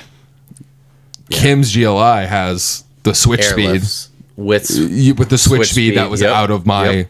And I have your CC. E-level controller in my Mark IV. Yeah, because I remember because I bought. that. Because I was going to do E-level, and I just kept it switch speed. Yeah, Basically, you can use an E-level Yeah, you controller. can use the E-level controller. It's just if you And then didn't have the upgrade height later. sensors, Yep. it wouldn't. So I have the E-level controller and the ECM or Yeah. ECU. Yep. But I don't actually I just have laughed all the time because I never had. the I never had pressure gauges Oh, so you just in had the GLI and the CC. I never had pressure gauges. So how did you know? I just knew that it was like 3 So- pumps in the front, 4 pumps in the rear, and that There got you you go. where I That's needed good. to I be. like that. I like that because people are like, "Well, how do you know?" I'm like, "I have pressure gauges." Yeah. Couple 2-tree pumps, and you were good to That's go. why everybody went with airlift on everything because you have an integrated pressure V1 readout with I just had V1, and obviously, Yeah. it was V1. Yeah. Mm-hmm. It was just constant. That son of a bitch worked maybe 35% of the time. Yeah, they had a lot of issues with that. Did you like airlift? I like AccuAir. AccuAir I still have in Kim's GLI Mark Yeah. IV. I still have the AccuAir. This is 10, 12, 15-year-old shit. This stuff works every day. Yeah. I got V2 in the EOS, and I got it from Danny. So V2 is airlift. Well, though. so the we Elo- use AccuAir. The So a- he used AccuAir. I loved my AccuAir I and my bought Golf R. that. Yeah. I bought that in 2011. Yeah. So is that the E level? Yeah. What is in Kim's car? No. I bought. I have the E level You have the E-level controller. controller, and the ECM is in my Mark IV GTI. Okay. So there we go. So I bought That's- E-level. That's in but my car. I bought E-level with the height sensors. I don't have the height sensors. Right, because I never installed them. And I Right, have no idea where they are. Because I was like, "Fuck that! You got to measure and Yeah, drill it's shit." not I'm like, easy. I don't have. Do you I don't have them? time for that? You don't have them. No idea. Yeah. Ryan put him in his Mark 6. I'm like 90% sure. Yeah, of course Ryan would. 'cause he took the he time. wants it Yeah. to be so Yeah, yeah. legit. No, 'cause, yeah. I was going to do that with my Mark IV, and then I realized I have pressure not gauges, worth so it. I'm like, Yeah. okay, I want 65 in the front, 45 in the rear, Yeah, or 'cause whatever. in my head, I was like, "Oh, sweet! I got 1, 2, 3. I can set all my settings." Yeah. And then I No, was like, it is- I was reading the install for the Yeah. E-lift, and it was like, "Mount it on your frame, mount it on your control arm, measure this, measure that." And I was like, "Fuck that!" They gave you the old And I razzle just- dazzle. So he had it. I had switch speed, so I just gave Kim my switch speed stuff. Yep. And then I got his E-level like management stuff, which is from 2011, Yeah. which Yeah. still works, man. Yeah. You I don't literally- need the sensors. Nope. I was gonna buy the sensors. I actually reached out to Will at Bag Riders, probably like in like 2018, and I was like, I want my car to be perfectly legit. I want to be able to hit a button and it to be like perfect ride height. So it's always the cool part about E-level is it uses level sensors Yeah. as opposed to airlift that uses pressure-based pressure-based. readings.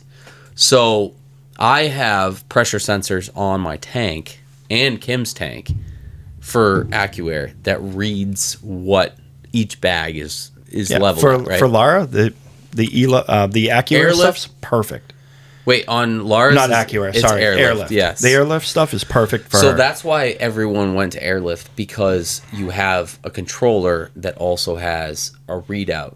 Yep. So AccuAir they did not have a readout. You had also to have had a to get- separate gauge. You also had to get your own power wire, your own grounds. But Well- with the Airlift stuff, you just came. In I was going to ask a question, but I Yeah. just remembered the company that made the digital readout gauge with like the milled aluminum. Dakota Digital. Yep. Yeah, that's what In everyone my, used. dude, I custom made mine in my Mark IV.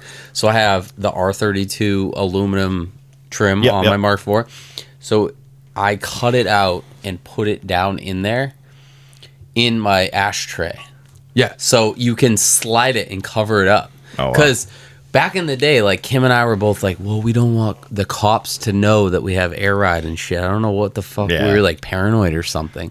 She didn't want like her gauge like up on the dash. Yeah. Because she thought they would give her shit or something, which is so fucking funny. Now 'Cause that you think back on it. And I'm like, oh, I hid it in the ashtray so I can cover it up. But it's kind of fucking sweet because it has like a suede inlay in there. I made like a suede yeah. inlay. Yeah. That's what I had with. You'll never see that car again. Yeah. No, when I had V1, same thing with the Mark V in front of the shifter. You had the little pop up, like kind of like little ashtray Oh, thing you there. just pop it, and I had it in there. I had the hole drilled in the bottom, and I had it mounted in there, so that way, whenever I want to adjust, I just pop it open, do my adjustments, close it, and done. Can we all admit though that air ride was a cool thing that you could implement into your car? If you do it right, it gives you so many different. Like, look at the designs that we can do just on the gauges. Yeah, you know it what was I mean? very cool, but V1 airlift shit handled like absolute garbage. And Plus- I only realized that when I got the bag yards in the CC, Yeah. because bless that big ass car, that was a whale on a skateboard. But I think we all just rode got, like a dream on those bag yards. dude. We all just get sick of looking at like these sick cars dumped on the ground. Like, because before it was like, I mean, the static thing was dumb Well, because it ruined your car. But Right. like, there were guys who lived and died by the static thing, which I respect. yeah, but then there because- was also us idiots that had an air ride that still rode as low as you possibly Yeah. could and still fucked up your cars. Right, Because that right, was me. right, I yeah. 100% did that because I was an idiot. yeah. And then I grew up. Yeah. I mean, just- it ran its course. It's blue. It was so sick because everybody wanted to be like Europe, yes. especially with the VW stuff. It was like, we got to get it low. We got to get lower. And I think they were doing like hydraulics for a while, which was sick. But hydraulics in a Golf, you could literally hop. I mean, let's- guarantee oh, if you did hydraulics from like a fucking Chevy in a Golf, you could probably hop that. I mean, let's be real. We all need an 87 town car in our lives with a Landau roof with Dude, I've hydraulics. sent them into the group chat. Absolutely, They're not. not expensive at all. Because They're not. who the hell wants an 87 town car? They got like 100K on Dude, them. I have an update. So you guys know that I have. So let's be honest. I have two Phaetons. One of them has a transmission issue. Put Right? hydraulics on it. Listen. So my sister lives in Denellen, Florida, which is not close to Orlando. Yep. So I've just been scouring Facebook Marketplace, and I found a set of Bentley wheels for the Phaeton. My silver Phaeton, the drivable Phaeton, right? Because obviously you gotta have two Phaetons. If Yeah. you The have other a one's Phaeton. blue, right? Yeah, I think I looked up. No, it's black. It's black. It's black. What- That what- one actually drove fine home from Massachusetts. I drove it home. It does. It has some issues for sure. Two different motors?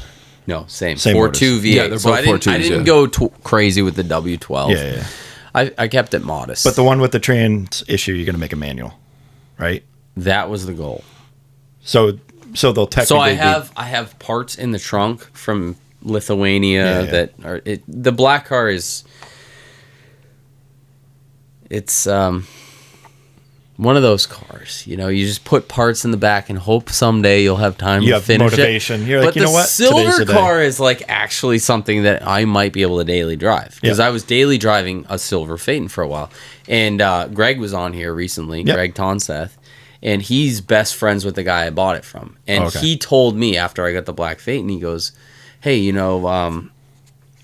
he's like, this guy's selling this Phaeton, and he's owned it for 10 years. He daily drove it for like years. He bought an A7, and he was like, well, you should buy it." I'm like, the price was right, dude. And then I was thinking, like, it's close enough to what I paid for the black Phaeton to the point where I'm like, this is a non-problematic Phaeton. So I get it, and obviously you won't lose money on it. So, right. yeah.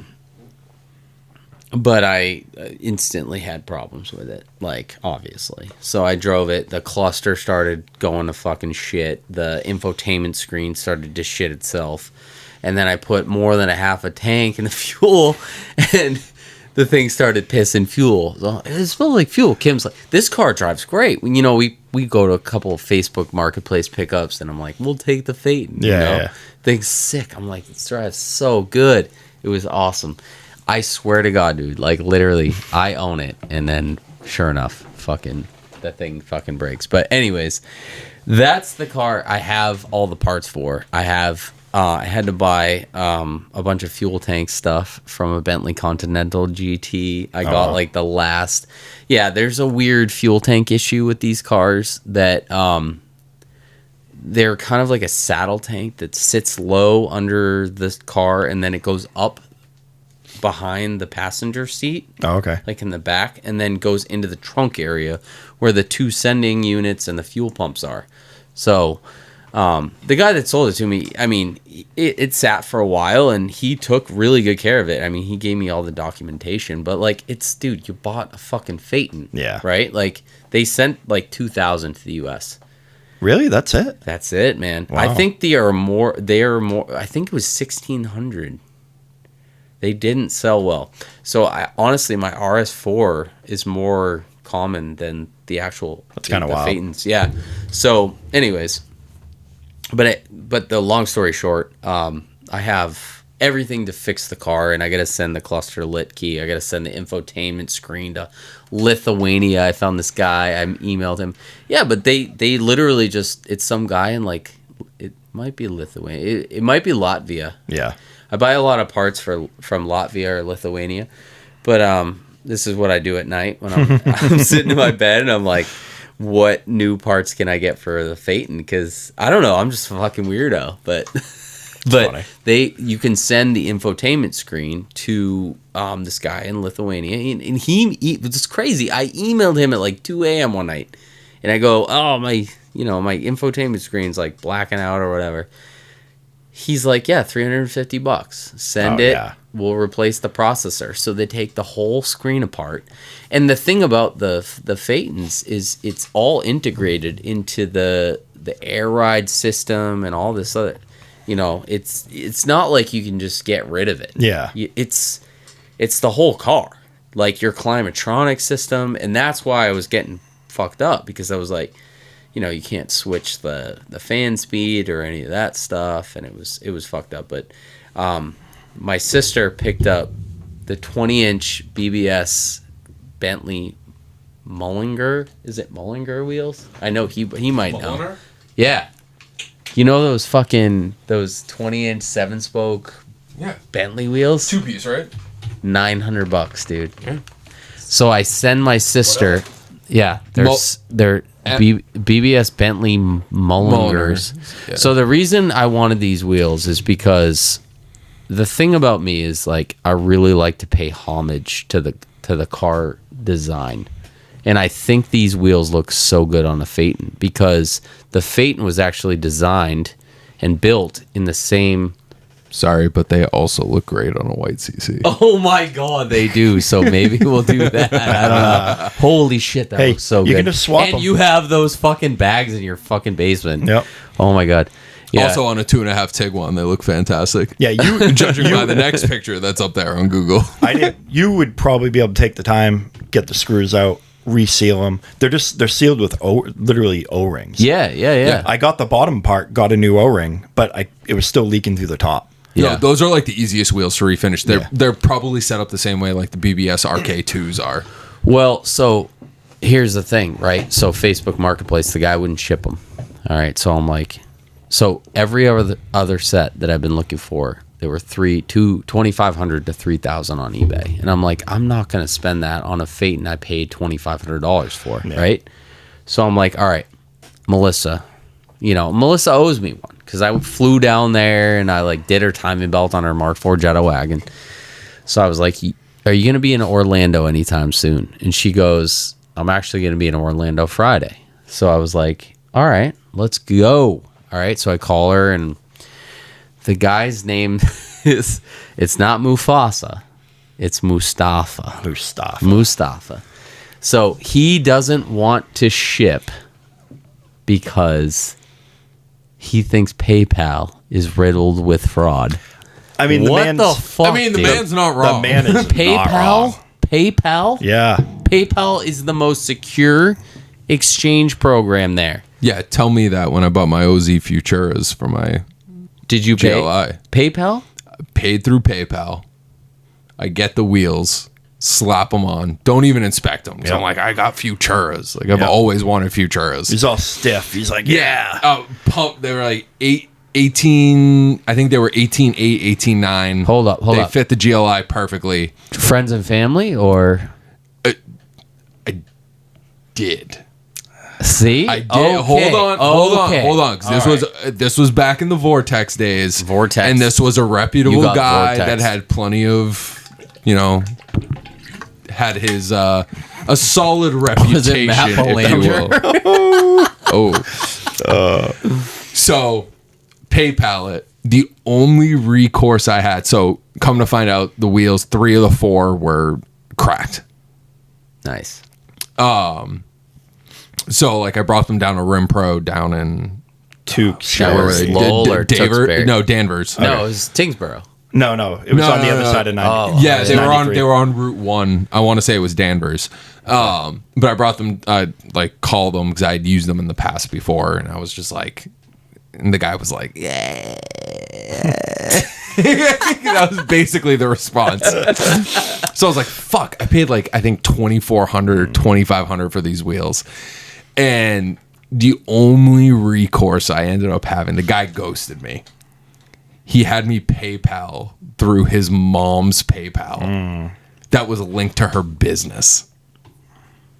So I ended up calling the guy's mom. Mind you, this guy was like fucking 33 years old or something like that. Hey, it's a dirty game. Yeah, so I called his mom and I was like, your son railed me. But PayPal has buyer protection. If you do If goods you and do it services. regular. Exactly. But this guy had a reputable deal. Okay, And like dude, you I never He was do trying to- that. he was What trying are to you save fucking $200. crazy? Yeah, but I've also sold a bunch of shit back in the day on Vortex. You were where being honest. People paid me, friends and family, and I wasn't out there to screw people, so I didn't have an issue with it. And fortunately, at the end of the day, his mom was like, wow, my son's an asshole. And she ended up refunding me the money and paying for shipping. Al, doesn't back. this sound like a similar story? We'll get into that another day. Another day, That's another day. another day. I don't think we got a half an hour No. for me to tell Well, a so story. hey, can I at least finish the story? Yeah, He yeah, wouldn't sorry, take the PayPal, I forgot. and I Forgot where told we were him, I going. said, you have buyer protection. If you don't ship me the wheel, his thing was like, oh, if I ship you the wheels, you could just say they don't arrive. Yep. I go, dude, you have buyer protection. Like, you can take photos of the tracking numbers.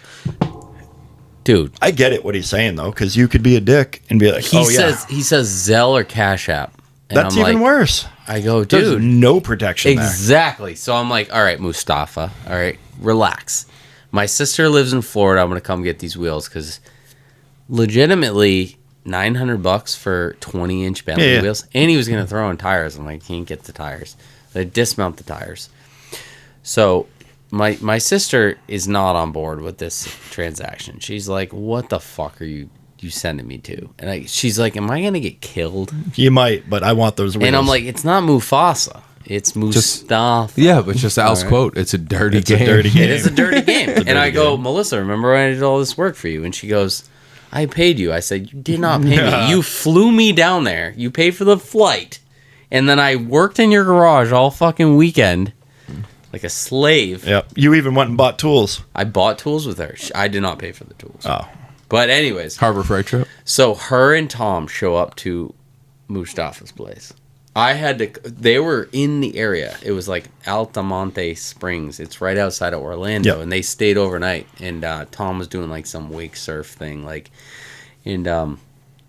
But I'm texting him and I'm like, my sister's there. Like, dude, like, where are you? Ghosts me. So I had to call the address he gave me, which was Primo Tires. And I was like, dude, like, is Mustafa there? And they were like, who is this? And I was like, it's Dan. And I'm like, I'm looking to purchase some wheels. And this is a tire place, yeah. right? There's 2 locations. There's one where he was selling them originally, which was up near I was up near Tom. I actually sent Tom a message. I said, go get these. Daytona-ish. He said, these are going to end up on my wagon. And I was like, fuck you. Leave them alone. No, I said, go get them. But anyways, they were like, or what are you looking to purchase? And I was like, I'm looking to purchase some wheels. And he was like, oh, okay, I'll go get Mustafa. So he gets Mustafa. I was like, Mustafa, my sister is going to be there in 25 minutes. Like, she's from not even close to here. can you sell her the Bentley wheels? And he was like, yeah, absolutely. All right. So he's like, I'm going to send you a link to Cash App. So I have no Cash App. So I'm busy at work yesterday. I'm running around. I'm asking the young guys, like, what the fuck is Cash App? My sister's going to be there in 20 minutes, right? I need to send this guy $900, right? So it was an absolute shit show. Should have found one of your local crackheads. They'd probably know what. Right? So I figured, right? Yeah. So I got him the money, and then Melissa, everything's settled. I asked Tom, I'm like, are any of them square? Like, he's on the phone. He's like, hey, what's up, Dan? I'm like, are any of them square? He goes, no, they all look good. Like, the tires are off of them. I was like, okay, I don't want the tires because Melissa's going to have to ship them. Yeah. And like I said, they were like $3,000 wheels. So Melissa calls me after and she goes, hey, I know it's probably too late, but like they only have 2 center caps. And I'm like, okay. Well, I was like, have you left? She's like, no. Because the pictures showed all like 4. Well, it showed 2 wheels with center caps and then the rest were stacked. Yeah. I was like, what a fucking son of a bitch. Yep. So I look on eBay. You would have gotten all your money back on PayPal. $500 per center cap. Al, I think Dude. this story requires Dan's Marketplace find. Oh man. So I gotta turn that up. So she goes, do you want us to like go back in? And I'm like, absolutely. Like, I'm not going to go.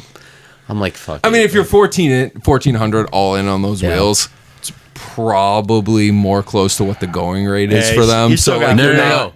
The going rate for BBS Mullingers, like the actual Bentley wheels, which I don't even want to run the Bentley center caps. I don't even care about that. I want the Volkswagen. I want Volkswagen center caps. So I found a set of Volkswagen center caps that fill kind of like that contour, and I'm hoping it's going to work.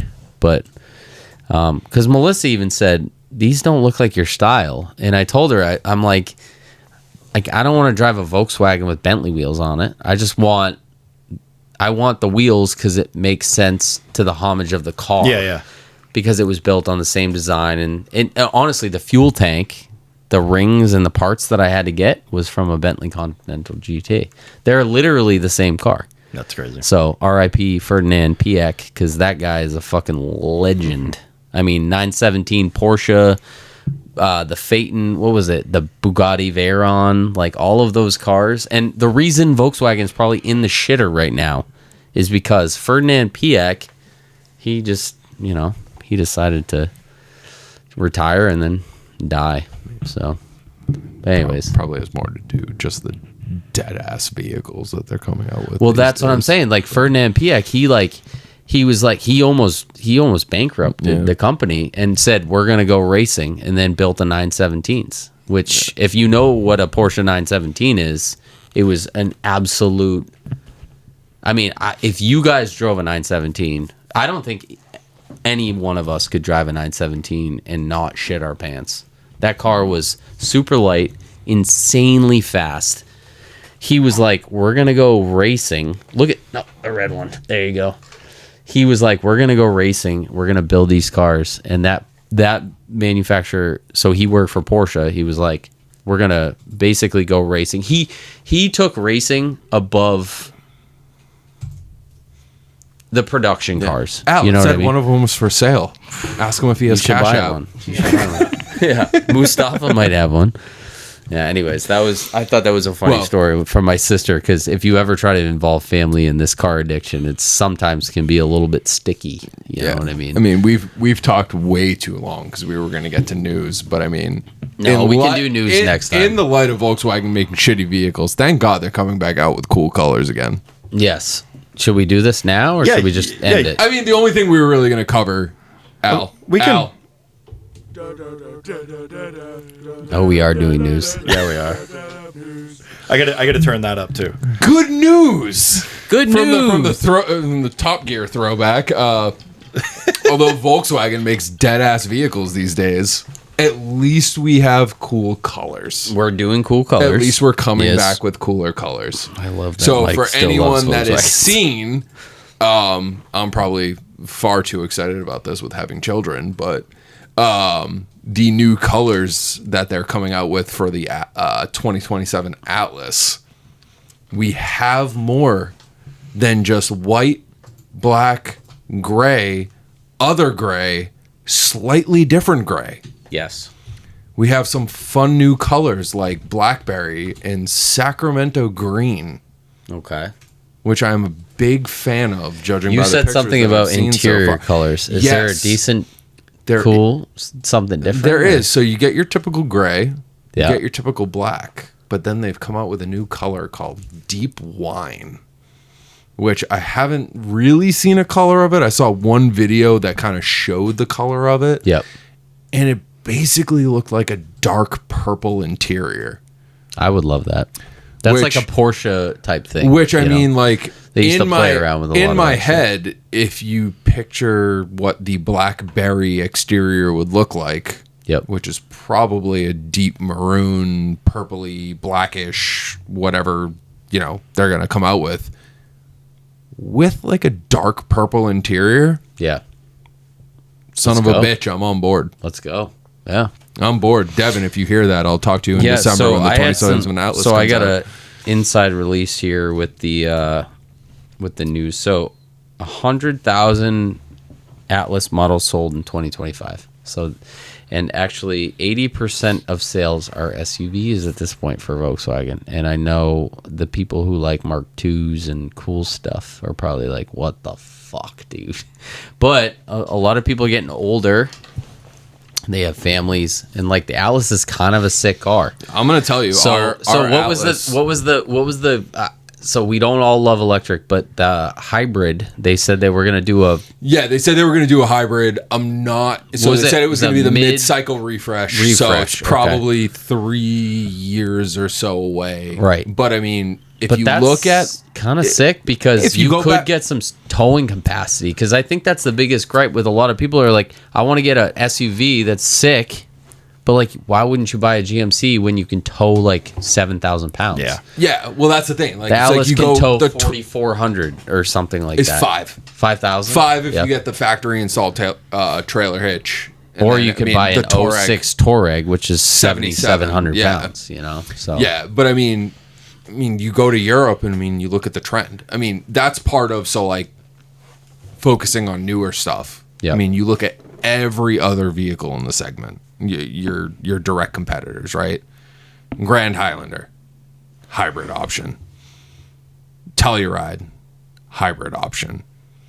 Every manufacturer basically has a hybrid option.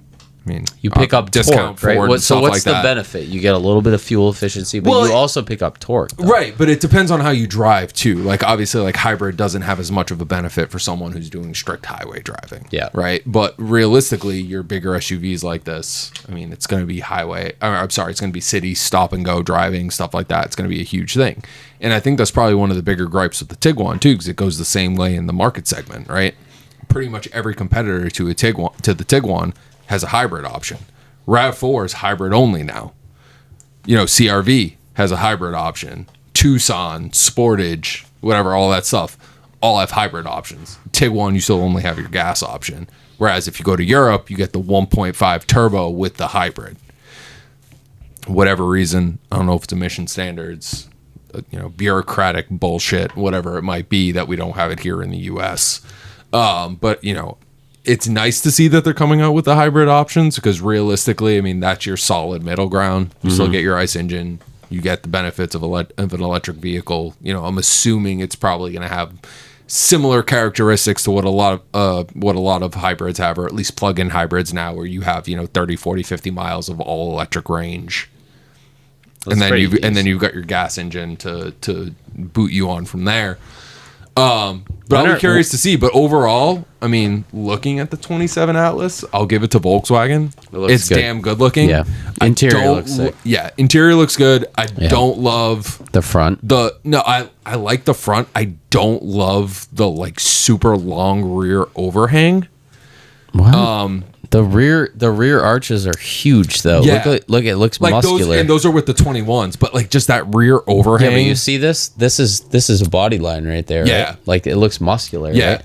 So Like an. I like the styling cues. I like the updates. I like the taillights. I like the taillights. They've the done like bumper the looks animated. weird, unless it's black though. Have you seen like? Yeah, the body, like the weird body color panel they have in the bumper is a little it's funky. strange. I saw a picture of I don't know if it was sandstone or white or something like that where Yep. it showed it, but like the animated LEDs and lights and stuff like that. Big fan of that. I love that they put the actual physical buttons back on the steering wheel instead of the haptic bullshit. But you still have all your climate and stuff controlled through the radio, which does kind of suck. But overall, solid bad. choice. Yeah. I'll be the first one to say. I mean, we had a 25 Peak Edition. Can you believe that? I love that car. 80% though.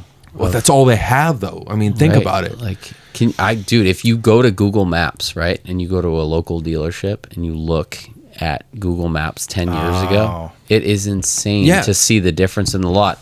Because I was going to pick up the square back in Florida, and I looked at the dealership there because I was going to go there to like drop the car off, and then I was going to pick it up later, and I ended up just shipping it from the lady's house. But I looked at the local dealer, and it was like 5 or 10 years prior, and it was so funny because it was like EOS's and wagons and Beetles, and it's just like now it's just like Atlas SUVs No, it's and Alice Tiguan's. Alice Tiguan's houses. which it kind of sucks because like, you know, like we all like dream about like all these enthusiast cars, and we're like, man, like what happened? But like the world has moved on from us. Like, we're But just I'll also still die on the sword, though. Like, you got kids, you got to lug them around. You need the space. Yeah, good cars. I'd still. much rather drive an Atlas than a freaking Highlander. yeah. Fuck yeah. Well, Like- wasn't there a Hyundai that like crushed some kid? Oh, you hear yeah, about that? yeah, that was... Kim yeah. showed me a video. It was like a basketball they put in the back seat. Yeah, and it it was was like, like the- electric folding seats. Yeah, it was like the new... It was the like t- a Hyundai. Yeah, I it was was like, the well, top- at least Volkswagen didn't do that because they fucked themselves so many times. It was actually kind of funny you mentioned that. So, yeah, it was like the top trim level of like the Palisade and the Telluride that had the power folding rear seats that actually, unfortunately, Crushed killed people. like Yeah. a 2-year-old child. But I got like a Facebook memory the other day. It was back in like 2014 or something like that, where I was being like a smart ass 23-year-old, and I made a post and I was like, haha, why are you going to buy a Corolla that's going to burn through the leather and burn your ass with your heated seat when you can buy a nice Jetta that's not going to work, that, you know, is going to, the heated seats are going to work fine? Because it was like back in like 2013 that like Corollas had an issue that if you put your heated seats on, it literally burnt through the seat and someone got like third degree burns I on their remember ass that, or yeah. something like that. But How old are you? 23, 22, 23. Guy sucked at that age. Yeah, but anyway, you've talked about that yeah, before. Sucked. You're like, I suck. Sucked.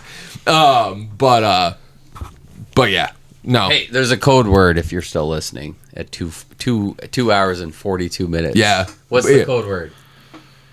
I don't know. Bathroom break. Bathroom break. We all Old took man one. bladder. Comment on this. Comment on Spotify. Dude, old man bladder. If yeah. you're listening. Yeah, at if this you point. finished it, old man bladder in the Yeah, the because comment for this episode. we've all all- taken at We've least all one pissed. potty I break in the pissed middle of twice, this. I think. Yeah, I'm 38 now. I do not. Yeah. Yeah. If See, you, so if no you one's- didn't make it, then Yeah, I thought this was a very good podcast. I'm though. happy that we got. I love our guests.